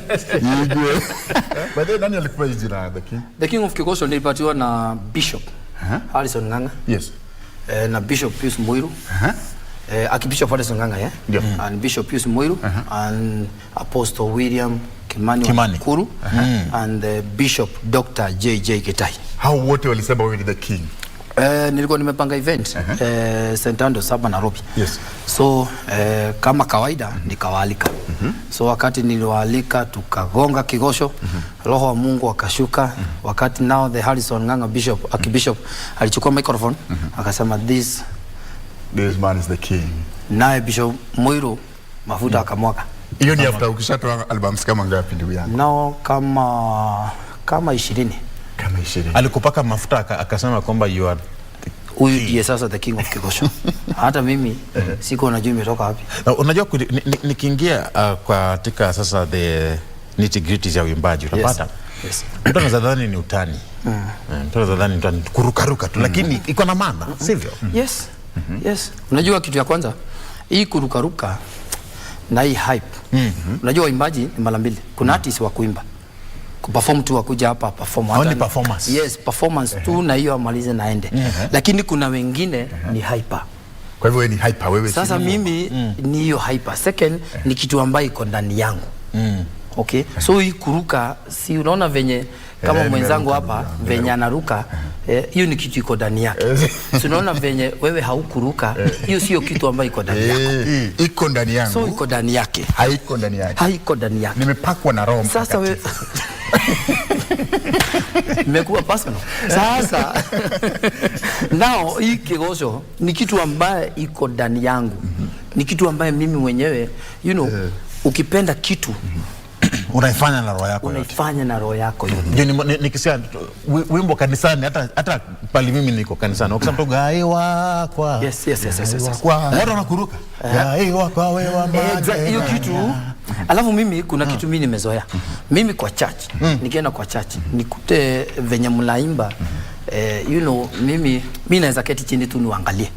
You know, nione ya kwamba nyinyi venye mna dance ama mnaimbia Mungu, this is not the real ile kikosho. You know, because kuimbia Mungu, maandiko inasema wakati mnaimbia Mungu, roho wa Mungu anashuka. Anashuka. Now, hawezi imba namna hii, ukae namna hii, sasa wewe unaimba. No. Alafu uende kwa wengine, kuna nyimbo mimi hata siwezi imba. Makofi ya juu kwangu hiyo I think ni kitu ambaye hiyo si hype. Hapana, hiyo si hype pia. Hapana, hiyo wachana naye. Hiyo ni kitu ya kuentertain watu hapo. But kusifu Mungu iko na maana yake. Unajua zamani mpaka watu ambao walikuwa wanasifu Mungu, walikuwa wanasifu Mungu watu wanaponywa. Wanasifu Mungu, hiyo wimbo inafanya. Mimi nimekaa more than 20 years bila kuenda hosi. 20 years. Yes. Ngoja. Hii ni serious. Hujapatwa na homa? Ama unasema zile ugonjwa serious? Hao watu wanaweza kuambia wakati ya COVID mimi sikuweka mask. Wewe hukuweka mask? Na hukushikwa na COVID? Hakuna malaria? No typhoid? Ni juu ya maombi? Si maombi tu. Ni hiyo kigosho. Pesa tas. Unasikia maneno? Kusifu Mungu hiyo. Hii ni juu ya maombi. Huyu jamaa anaongea na Mungu direct. Let me tell you. Hiyo kuruka. Hiyo kuruka tu kuchezea Mungu. Kucheza kidaudi. You know, rais wa zamani Kenyatta na Moi, wakati wamama walikuwa na dance, kuna wengi wao walipatiwa mashamba. Kuna mwimbaji anaitwa Kamaru. Huyu mzee aliimbia Moi akapatiwa shamba hapa Thika Road. Bure tu. Juu ya kuimba. Na kama sasa huyu mzee anapatiwa shamba na ukiimbia Mungu, huyo Mungu atakupatia nini? How much more? Huyo Mungu baraka zake ziko wapi? You know, one, mimi nimetoka Kusiaga. Nikiwa kijana. Nikianzia kuimba yangu nilikuwa nasiaga pale Subukia. Okay? Mimi nilikuwa chokora. Umekuwa chokora? Yes, in Nairobi. Najua pia drugs ilikuwa hapo.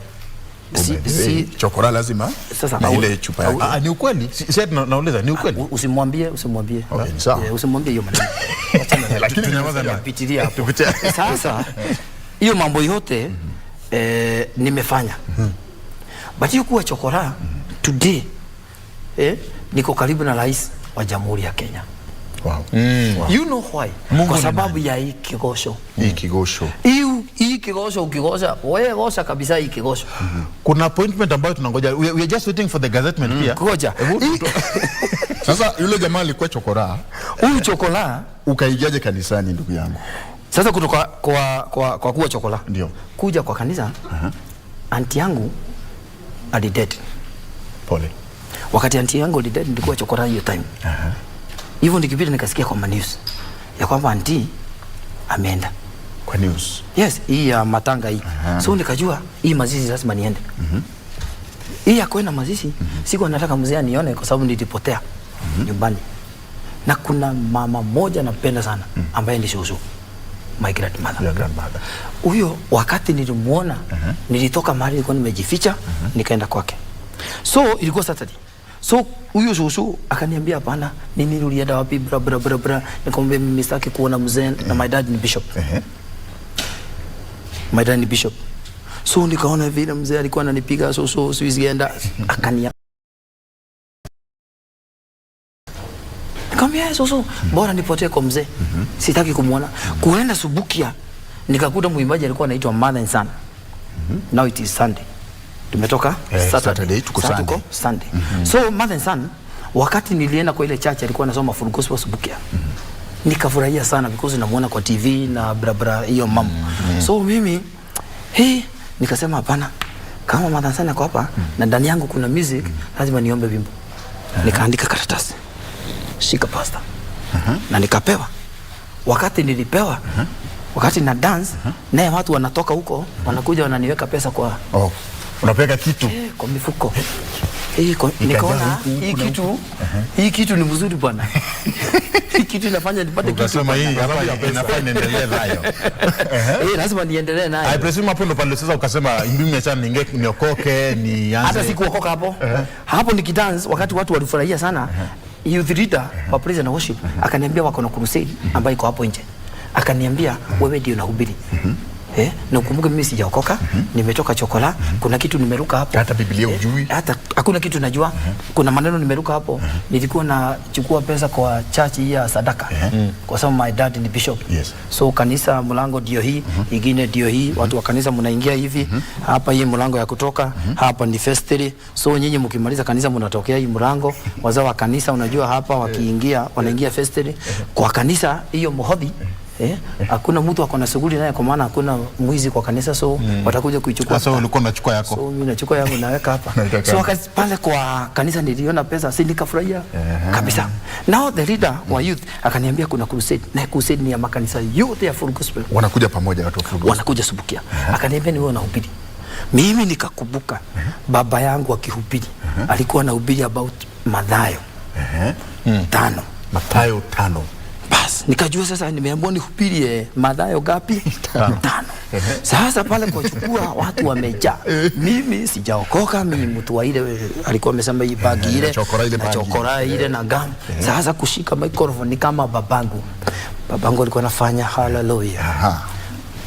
Baba katika jina la Yesu. Wacheni tuombe. Akimaliza hiyo Mathayo 5. Mimi nasoka venye baba yangu anafanya. Kumaliza kuhubiri baba yangu alikuwa anauliza nani anataka kuokoka? Na mimi nikauliza nani anataka kuokoka? Na wewe mwenyewe? Na mimi sijaokoka. Watu wanaume wazima 20 wakakuja kuokoka. Umenifanya nikakumbuka. Unajua what you're saying is very true. Yes. Hata waimbaji wengi siku hizi ndio wanaimba gospel, wanaimba wimbo za injili. Lakini kuna wengine hawajaokoka. Hawajaokoka. Yes. Wengine ni walevi na wanavuta bangi. Na wengine wanaifanya kwa sababu wanataka pesa wanataka pesa. Kama vile wengine ni pesa. Wengine ni pesa. Yes. So nataka unene na waimbaji wa leo sana sana wale ambao wanakuwa katika uimbaji. Hii kitu ya music ikiingia ndani yako na ikukule. Hii mambo ya pesa unaondokea. Unaachana na hii mambo ya bangi na pombe na kadhalika na kuondokea. Sasa ukikumbali roho wa Mungu akuunde akutengeneze, hiyo kitu inaingia. Now wakati sasa wale wazee waliokoka, mimi mwenyewe nikaambia now the pastor nataka kuokoka. Naye the pastor si watu sasa wakafurahia. Si uwanja mzima ikarukaruka. Wakati nilikuwa naokoka, wengine kama 20-30 wakakuja kuokoka. Walikuwa na shida ni aje pastor yule ambaye ametuhubiria kuhusu Mathayo 5 hajaokoka. Sasa wakati nilisema na kuokoka na wakakuja kuokoka. Ikakuwa ni watu waliokoka sana. Kila mtu anafurahia. Na ukaokoka. Kila mtu sasa nikaokoka. That's why today ile sasa kigosho na gonga na gonga kama nimeokoka. The King, umetuambia yule chokora amesonga kidogo kidogo hadi akafika State House. Tell us about relationship yako na president. Before ugoze hapo, hiyo naona iko tamu sana. Atupate imbo kwanza, sivyo? Atupate imbo. But think about it. Think about it. Tuambie hiyo maneno iko vipi sana. Iko vipi sasa? Wacha nikwambie kama kuna maneno matamu. Ni hiyo. King of Kigosho himself, ladies and gentlemen. Yes. Tuende kazi.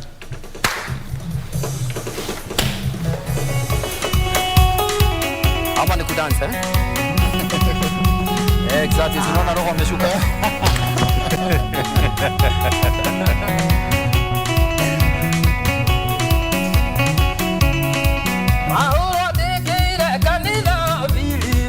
Yes.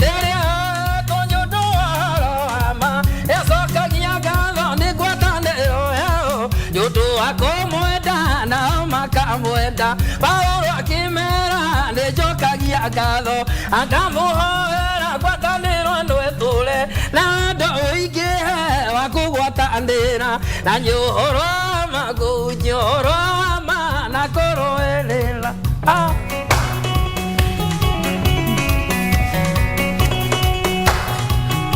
Naweza konga ile zamani tuko tunafanya hivi.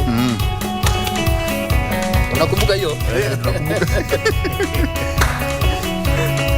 Ohanokio nyumenyonya ndwathe utuike tata wa mugwatie thio emwonia ciarorore muruto uriku utingecukeka maundu-ini mothe Paulo akimera nijokagia ngatho na ngamuhoera ngwatanĩrwo ĩno ĩtũre na wendo ũingĩhe wa kũgwatanĩra ũhoro wa ma na kũrũĩrĩra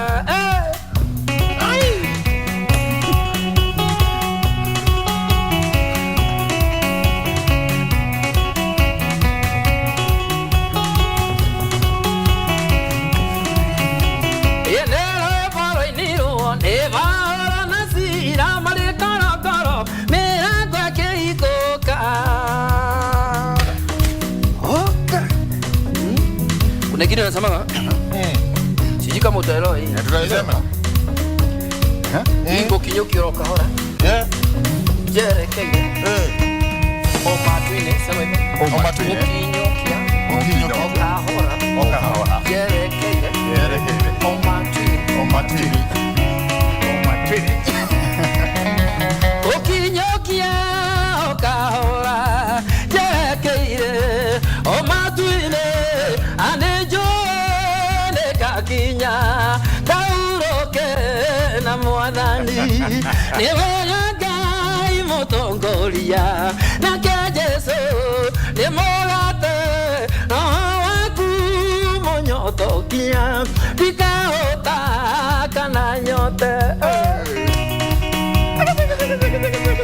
ama ye bingongi iko sawa ama ile wa mama ama huyo anasema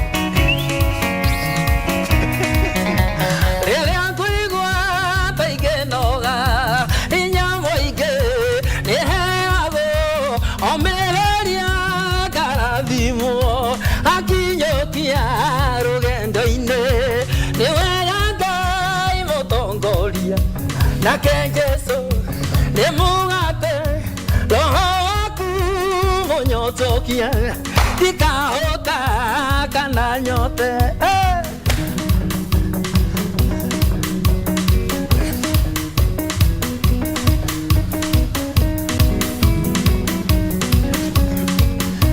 matigire matolika negwo tuke makiriga nerote tware mbeo teri watunukirira tugakunduka na matie metekia tetwe mbeo mbeo ya Ngai ndiomaga mbeo ya Ngai ndiomaga mbeo ya Ngai ndĩcinagwo neho mbeo ya Ngai ĩtũragio no Ngai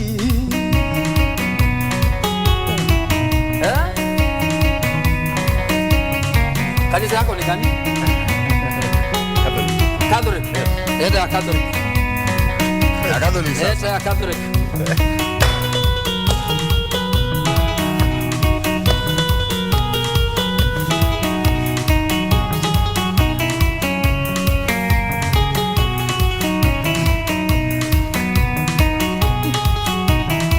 Unajua wimbo? Uninyunyizie maji, maji. Uninyunyizie maji. Unioshe nitakaze. Niwe mweupe kabisa. Unioshe nitakaze. Kweli. Niwe mweupe kabisa. Ndio huyo mimi sasa nimeokoka vile uliokoka. Hakuna bwana. Nimeokoka nimejazwa na Roho Mtakatifu. Ngaria, let's talk about that appointment by the president. It's very important that we also give credit where credit is due. The president is supportive of Kenyan music and Kenyan artists. Sivyo? You know, Rais wa Jamhuri ya Kenya William Samoei Ruto. Daktari ni mtu ambaye anapenda waimbaji. Ndio. Daktari ni mtu ambaye akiona uko na kitu ndani yako, yeye mwenye hufuatilia, ana make sure ile kitu ambayo iko ndani yako imeinuka. Yeah. Now, mimi tulianzana na rais wakati ya mbele iko sawa. Naikumbuka? Naikumbuka vizuri sana. Nilikuwa MC. Mbele iko sawa. Okay. So now nilikuwa nafanya kwa rais ambaye ameondoka na rais ambaye yako. Wakati sasa hii vita ilikuja, sasa rais ule mwingine sasa wakaachana hii mambo barabara 2-3. Sasa mimi sikuenda pande hiyo. Ulibaki hapo? Mimi nilibaki kwa huyu. Okay. Sasa naye huyu wakati mimi nilimiti na yeye tukaongea sisi wawili. Akaniambia Ngaruya, napenda venye naona ukifanya. Si hata huo. Kwa nini ulibaki ndugu yangu? Si uta enjoy. Kwa nini ulibaki? Ili nilikwambia hapo goja. Na yeye akaniambia Ngaruya, mimi nataka uwe rafiki yangu. Ati unaweza kuwa na dawale, mimi nikuje. Unaweza kuwa na harusi, mimi nikuje. Naweza kuwa na faction, wewe ukuje. Kama marafiki. Huyu jamaa, hiyo maneno tuliongea na yeye mpaka wa leo. Tumekaa na yeye akiwa rafiki venye aliniambia. Now, that why wakati hawa watu wote walienda kwa sababu ya pesa, mimi nikasema boss aliniambia wewe uwe rafiki yangu na mimi niwe rafiki yako. Rafiki si pesa. Hapana. Rafiki ni mtu anakufa na wewe mpaka wakati uko kwa shida. Uhusiano. Yes. Now, hiyo urafiki yetu na yeye. Mimi singemwacha. Lakini sasa hizi tunangoja bado hajakuwa gazetted bado. Now, sasa wakati tumesukumana na yeye, tumepelekana na yeye mpaka Kasarani ilikuwa MC. Si unakumbuka hiyo? Niliona vizuri sana. Now, sasa Gatondo kwa kina Moses Kulia. Kwa hiyo bali ya sister yake. Nilikuwa MC. Rais alikuwa naenda mahali. So time yake ilikuwa mbaya. Na mzee alikuwa na meeting asubuhi, alikuwa amechoka. So now, mimi nikamwambia rais, give me only 10 minutes. Only 10 minutes. Tukonge kitu ya waimbaji. Akina Githae, akina Sir James, hao waimbaji walikuwa kwa Jubilee. Venye waligonga kitu ya kwanza rais akafurahia. Number 2. Venye hiyo music ilienda, sasa rais yeye mwenyewe na Ligiji. Si wakaambia wazee, sasa nyinyi akina Githae mlienda kwa sababu ya pesa. Nyinyi mlichukuliwa kwa sababu ya pesa. Huyu Ngaruya na Muigai wa Njoroge hawakuenda mahali. Walibaki na mimi. Walibaki na mimi. Sasa ile rais alifanya mzuri. Pamoja na Ligadi ni wakiwa hapo. Wakaekelewa ile maneno. Wakaambiwa hakuna kitu mzuri kama royalty. Paka wenyewe wakasema loyalty inasaidia. Nao tunangojea sasa rais alisema. Na rais akisema maneno yake ni sheria. Najua hiyo. But kuna ingine ile ya lazima iweko kwa gazeti. Ya kwamba hiyo ofisi rais amepatia Ngaruya sasa iweko hapo. Hapo ikiweko hapo kuna namba ziko hapo. Na kuna mtu mwenye ambaye anazauliza ni ofisi gani hii ambayo tunaongelelea? Hiyo ofisi ni mambo ya entertainment. Okay. Ni ofisi ya rais kama ameketi. Kufanya cheke afurahie yeye mwenyewe asikie hiyo event ako sawa. Felix, nataka tumalize kipindi, si ndio? Maybe swali lako la mwisho kwa Ngaruya, Ngaruya alafu tumalize hii maneno. Ngaruya, kwa hiyo ofisi yenu, swali la mwisho kabisa. Kwa hiyo ofisi yenu uko na kina nani waimbaji? Na kwa sababu wewe ni mwimbaji na yule ambaye ameokoka, unaweza waita wale ambao walienda upande mwingine ile nyingine kwa sababu ya pesa wakuje kwa ofisi yako pale State House. Ile ofisi yangu tuko na jamaa anaitwa Chibukisi. Si unamjua? Namjua. Tumekuwa na yeye na majamaa wengine hapo. Waimbaji wote tayari tumewaeka. Hata wale ambao walikuwa huko sasa tumewaleta nyumbani. Niko na Kenya mzima ya wanamuziki. Na si waimbaji peke yake, mpaka artists akina Mama Kayai, akina hawa watu wa Vitimbi, hawa watu wa Vioja Mahakamani, still wote kwa hiyo team wako kwa hiyo team. Alright. Na ninapanga vizuri, napanga hivi na hivi na hivi niwapelekee rais. Okay. Hii sasa wakule pamoja waongee after rais kumaliza hii mambo ya hao wabunge wa Jubilee na hao wabunge wa ODM na wengine wote wanaingia. Sasa nipeleke ama artist. Naona ukiingia siasa. Wewe ni mtu wewe ni jamaa wa siasa. Sasa unajua unaingia politics, unatoka kanisani. Naona labda anajaribu tu kuunganisha wasanii, lakini kuna vile politics iko ndani. Sijui. Unasikia akisema rais akimalizana na wale wa Azimio, akimalizana na wale wa kuna siasa. Nikuulize, ukitembea na mwanasiasa na mnatembea na yeye kabisa na mnakula na yeye, unakuwa mwanasiasa na yeye. Nimesikia hiyo. Wewe ni mwanasiasa. Hivi karibuni of course tutachukua posta pale. Bwana Yesu asifiwe. Alright. Naruya, maybe neno lako la by the way, mnataka kukuja State House lini? State House. Leo sahi, okay, sahi ni saa ngapi mtu? It is 9:02. Goja, mnataka kukuja Harambee House ama State House? Acha tuanze na State House. Alafu huko ndio tutapata president. Alafu Harambee House. Alafu Harambee House. Bas, mnataka kukuja lini? 10:15. Ama wewe unaenda saa ngapi ndugu yangu? Hapa unajua ni gold. I am free. You're available. I am free. Hata tuko na kina Martin hapa, tunaweza enda, tuko na Mike pale juu director, tuko na watu wote wa KBC. Dorin pia kwa pale anacheka. Tuko na watu. Alikuwa huko juzi? Dorin alikuwa huko. Dorin alikuwa huko? Yes. Dorin alikuwa? Kwa hivyo sasa mimi amesema alikuwa huko. Alikuwa huko. Kumbe unaweza enda huko na mimi hata sijakanyaga. Na walikuwa na huyu mwingine anaitwa Beatrice Gatonye. Getich. Yes. Na huyu mwingine Karo. Jenga. Sio unajua mambo. Ramna nasikianga huko tukienda tutatoka vile tulienda kweli ama tutatoka kama kitu ya kwanza mtatoka mmekula. Kitu ya pili ndio uguzie ile pesa tasu na kitu ya pili mimi mwenyewe nitawasort. Umesema mbele ya Wakenya wote, Wakenya tupige makofi. Sasa ile problem nitawapatia nini? Sasa unajua kuna mandazi. Toke. Hiyo huwezi ongelea. Alafu nipeleke sasa wewe kwa rais. Sasa ukifika kwa rais, si unabonga na yeye. Alafu sasa ukibonga na yeye kupitia kwako sasa kama chama. Ukibonga na yeye nikiwa chama sio. Sasa ukibonga na yeye simwambie habari ya huyu jamaa. Nimwambie. Bora huyu asiingie mbele. Mimi ndo niingie mbele. Wewe ingie mbele. Umeangalia ndugu yangu hapa. Naruya, I want us to finish this conversation up. Thank you so much for coming. Asante kwa kukuja. Of course, guys, check him out on his pages.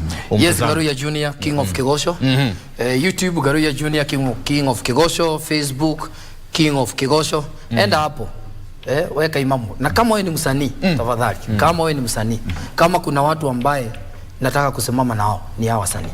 Wasanii hawa Nyandarua, Kisumu, Mombasa, kila mahali. Ingia kwa hiyo page ya King of Kigosho, niandikie hapo. Ili wakati nitapeleka hawa wasanii, at least hata wewe ukamo. Unajua hii ni bottom. Asante sana. Ili bottom up. Yes. Nataka tumalize kipindi and as you wrap it up, wimbo wako tukifeda ama vipi? Ndio hivyo sasa. Weke ile ulisema kanisa yako ni gani? Tukimalizia tunamalizia kanisa yake.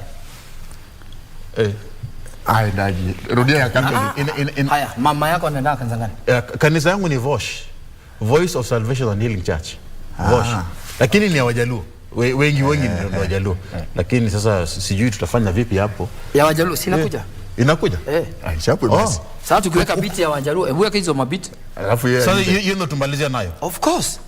King of Kigosho. That's why niko King of Kigosho. Chairman. Chairman. Mfalme, tunakuja State House ndugu yangu. Tumalize maneno. Tunakuja. Tumalize maneno.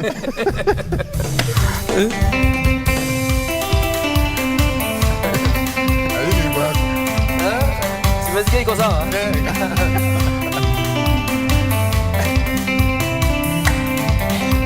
Iroho ajeuma aligoro liakwa oronya jitereirie maguta mutwe ajeuma aligoro liakwa oronya jitereirie maguta mutwe tulenda maguta maguta mangai ne maithu tulenda maguta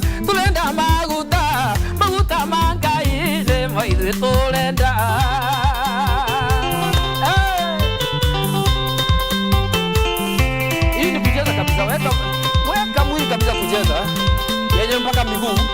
tunasonga nayo. Yesu nakupenda kwa roho yangu yo, majaribu yakija nisaidie kushinda. Yesu nakupenda kwa roho yangu yo, majaribu yakija nisaidie kushinda. Kwa vile ulishinda, hapo lazima unaweka malingo namna hiyo. Kwa vile ulishinda, hapana, weka kitu bwana.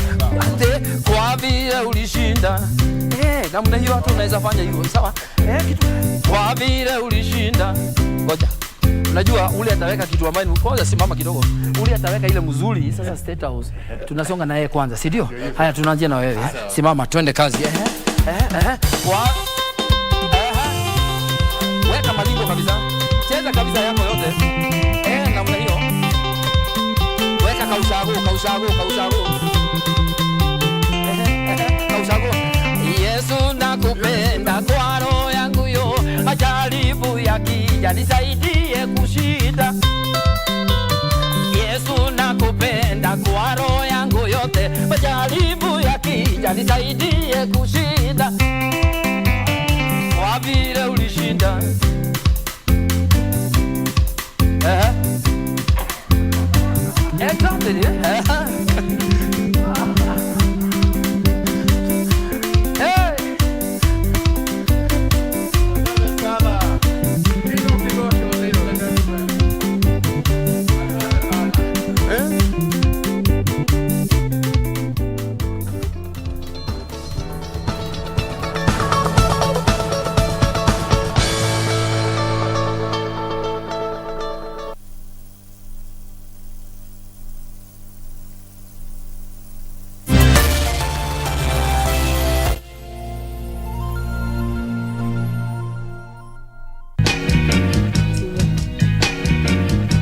about Nick's hacker. George, what do you want him to do? I might just quit once and for all. You need to man up and go to that office. I have a guy who can sort us out. Listening to you is the last thing this company will do. So something happened a few days ago. I think we should start over. Kusabotaji kazi ya mtu haitakupeleka popote. Nipatie uone vile nitaifanya vizuri sana. Familia iko aje? Let me go fix you something to eat. You guys are now a team, huh? It's about getting your position back. That's a hard no. Tiffany. But we had agreed not to tell him until we get it sorted out. Can I get a chance to explain myself? And explain what? Sasa unataka aje?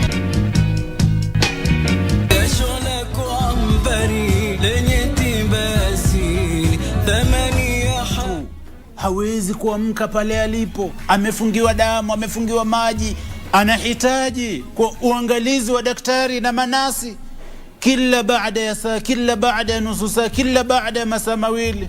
Lakini ukimuuliza unaendeleaje, anakuambia niko afadhali, nashukuru.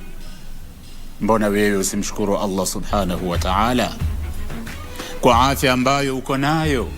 Uamka wewe, unaenda katika shughuli zako, unaenda. Don't ever forget to love. Keep loving who you are. Don't ever My name is Bella Nashpai. I'm 11 years old. I go to SK Bishop Kariki Academy, and I also train in Sports New Talent Academy.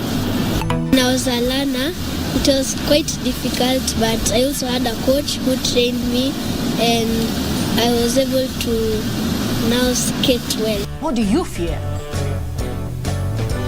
And when you are scared, how do you behave? Today I'm going to show you guys on how to make the yummiest drop cones, which are going to be amazing, crispy, soft in the inside, and I'm sure you guys will enjoy. I'm going to teach you how to make a love bear. Drought, dead to drought. The sun is extremely hot, and the seasons have changed a lot. Nikiwa ngali mchanga, Mungu anipe uhai nije kuitimiza.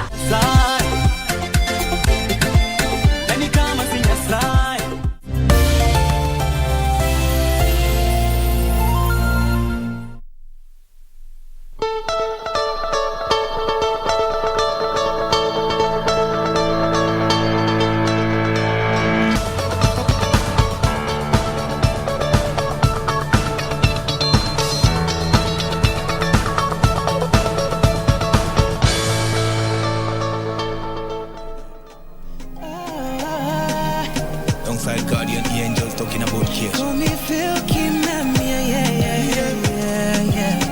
Haji. Yeah. Kesho ni ya Mungu, ipo mikononi mwake. Kesho ni ya Mungu, wewe usijali. Mungu yuko na wewe. Mungu yuko na wewe. Itakubidi uyasahau ya jana, yalishapita, basi tukange yajayo. Ukiomba we amini, usitie wasiwasi. Ukimuomba kwa siri, atakujibu kwa wazi. Shukuru, silalamike, alishanena nani yapinge.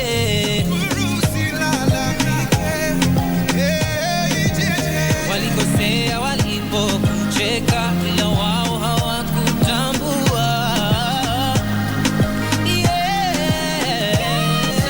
Kesho ni ya Mungu, ipo mikononi mwake. Kesho ni ya Mungu, wewe usijali.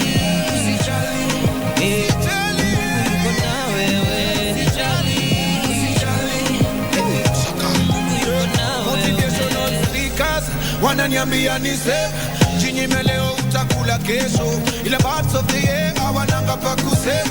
Kesho ikifika bado anapiga sherehe. Ina maana wewe uko safe, tangu Mungu wa kusave. Pesa yako ndani ya safe, ukiamuka una safe combination. Yeah, Mungu amesha kuseti, amesha usijali.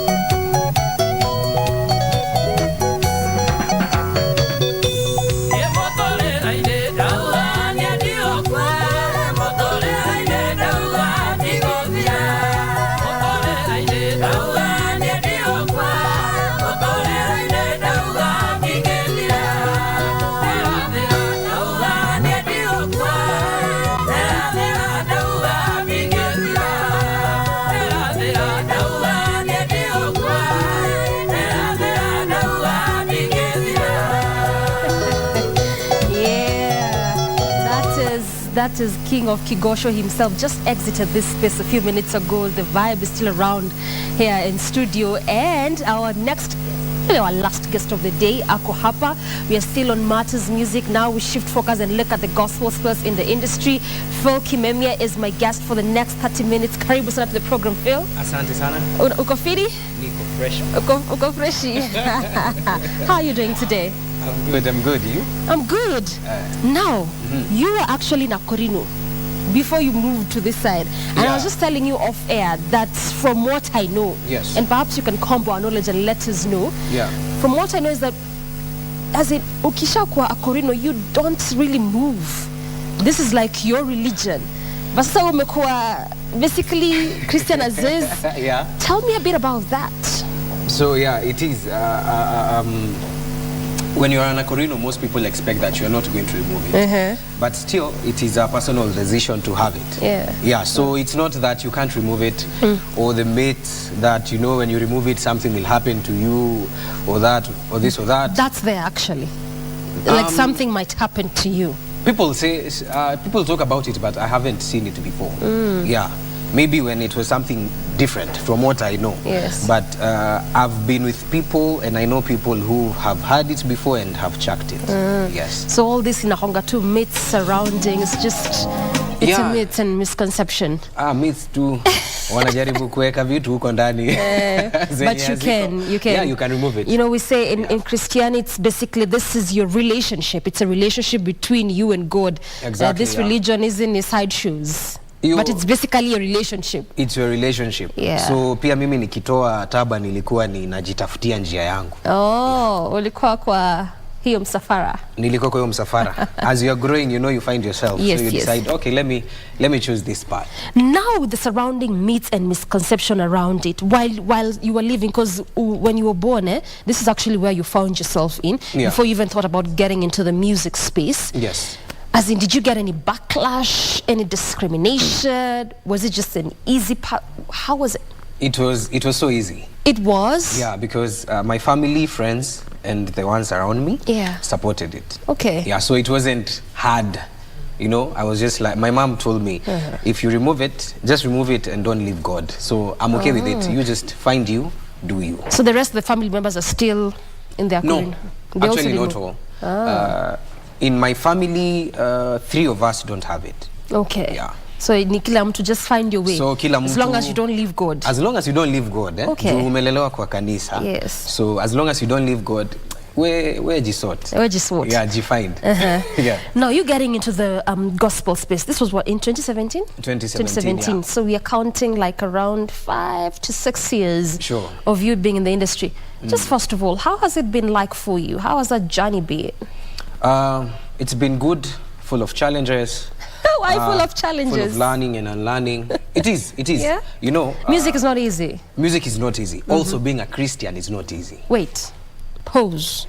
Why? Because I thought, I'm sorry to cut you short, and allow me to butt in, because I thought, like, you know, when you are, yes, there are challenges, but God, especially when he calls you, because, you know, when you do gospel, we say he has ujajita. It's a calling, it's a calling, and he does make provision.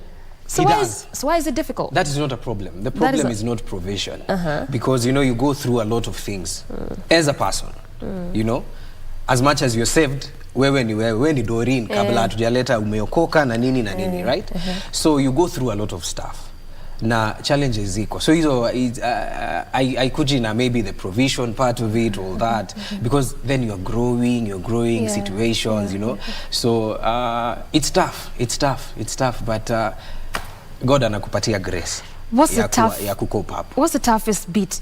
A good number of artists I've talked to, they always say finances. Finance is one of the biggest challenges of most artists. Talk about shooting an audio, a video. And you know, the people need quality. So quality. It's tough. Yes. Finances at times zinasumbua kidogo. And also growth yako wewe personally. Because, you know, at times you find yourself in some situations where you can't be creative. Yani uko na vitu zenye unapitia kwa life zenye, yani I'm not in a state where I can even be creative enough to come up with something. You know? There are times uko tu una feel ama niko na hii distance na God. So kuna times if you look at my journey, so from 2017 I've done like maybe 1 project a year. Because huku katikati kuna vitu mingi napitia. Saa zingine unapata I'm not in the space that creative space. Yeah, but eventually God's grace is sufficient. Because eventually unapitia hizi, but anakuweka kwa mikono yake, anakumold, unakuja unasettle. So finances are there and many other things. What was this moment for you that you just were in your music journey? Now uka feel, by the way, this is it for me. As in me, I am done. I do not want to do this no more. What was this time for you? I had a frustration, producing music, then you no longer have the money. And I was doing a side business and it collapsed. So I was just in a state where I'm like, unajua kuna saa zingine, especially when unakuja ukigrow spiritually, utajua hiyo ilikuwa tu immaturity ya spiritual immaturity. Well, okay, it's normal. Utafika hapo unafeel nimejam na God. Naambia hii kazi si yangu by the way. Ni nini sasa? And I'm like, I'm like, sifanyi tena. I'm just going to do my businesses. I pursue my businesses and music nitaimba kwa church. But grace has been sufficient. Yeah. So what's this that keeps you aground as an artist? Because I mean, when you look at these challenges, sometimes it's not easy. Just finances aside, going by what you're also talking about, sometimes it's just too difficult. And you realize in the creative space, in music, in arts, what sells is your creativity. Because you keep saying in the arts and the talent, you can find many of us. But there's just something, there's just that it thing. There's what makes you peculiar and different. What is it that keeps you aground? You just want to continue doing regardless? It's because one, it's a calling. It's not my ministry. Ujajita. Sijajiita. Umeitwa. Sijajiita. So as much as itafika time ni feel I'm discouraged, then I remind myself it's not your work, so you just continue doing it. Because also as a Christian, we are witnesses till the ends of the earth. Exactly. So we are supposed to witness, and God sasa mimi apart from kukua tu Christian amekupatia the talent. So you're supposed to do something more than just be in church and telling people, I'm saved and doing this and that. So the knowledge that it's not my work, it's God's work, keeps me going. Because I know he's got me. He's got you. He's got you covered. He's got me. I mean, besides, we say not by might, not by power, but by the Spirit. And when you're called, you're not doing it as unto anyone who's given you the space, not as unto your employer, but as unto God. Tell us a bit about this song, the one just playing there. Director, I'll just return it. The one that was just playing on TV. Which one is that one, and what was the inspiration behind it? Kesho.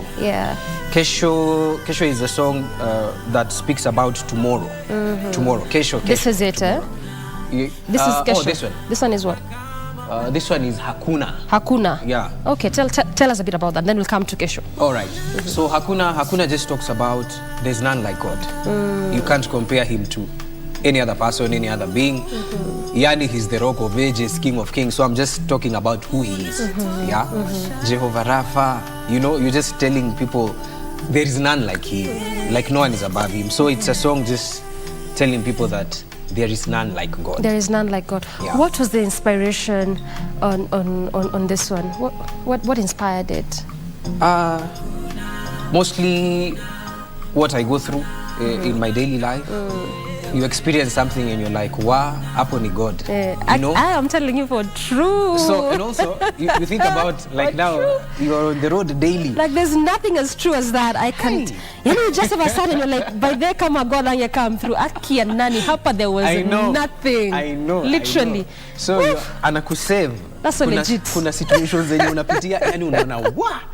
You just sit down and you're like, You just said that, and my mind just went back to 2020. There was some time. Okay, sorry for another day, but then you just reorient and you realize, by the if God had never came through, I was done. I was totally done. So it's a song just expressing that. Wow, he is the one who's doing everything in your life. Exactly.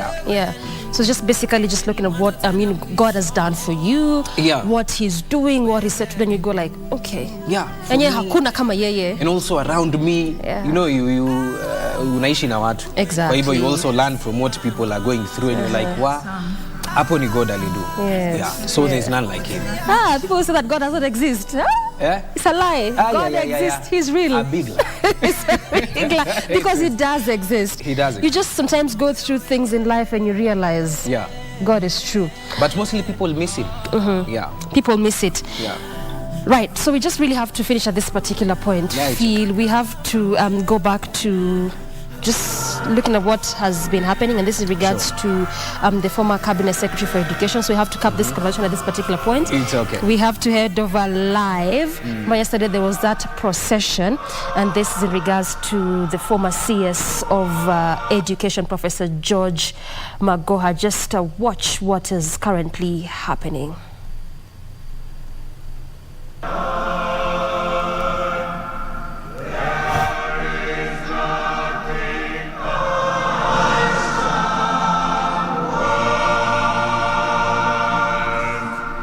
The Lord is my shepherd, there is nothing I shall want. Fresh and green are the pastures where he gives me repose. Near restful waters he leads me. He revives my soul. He guides me along the right path for the sake of his name.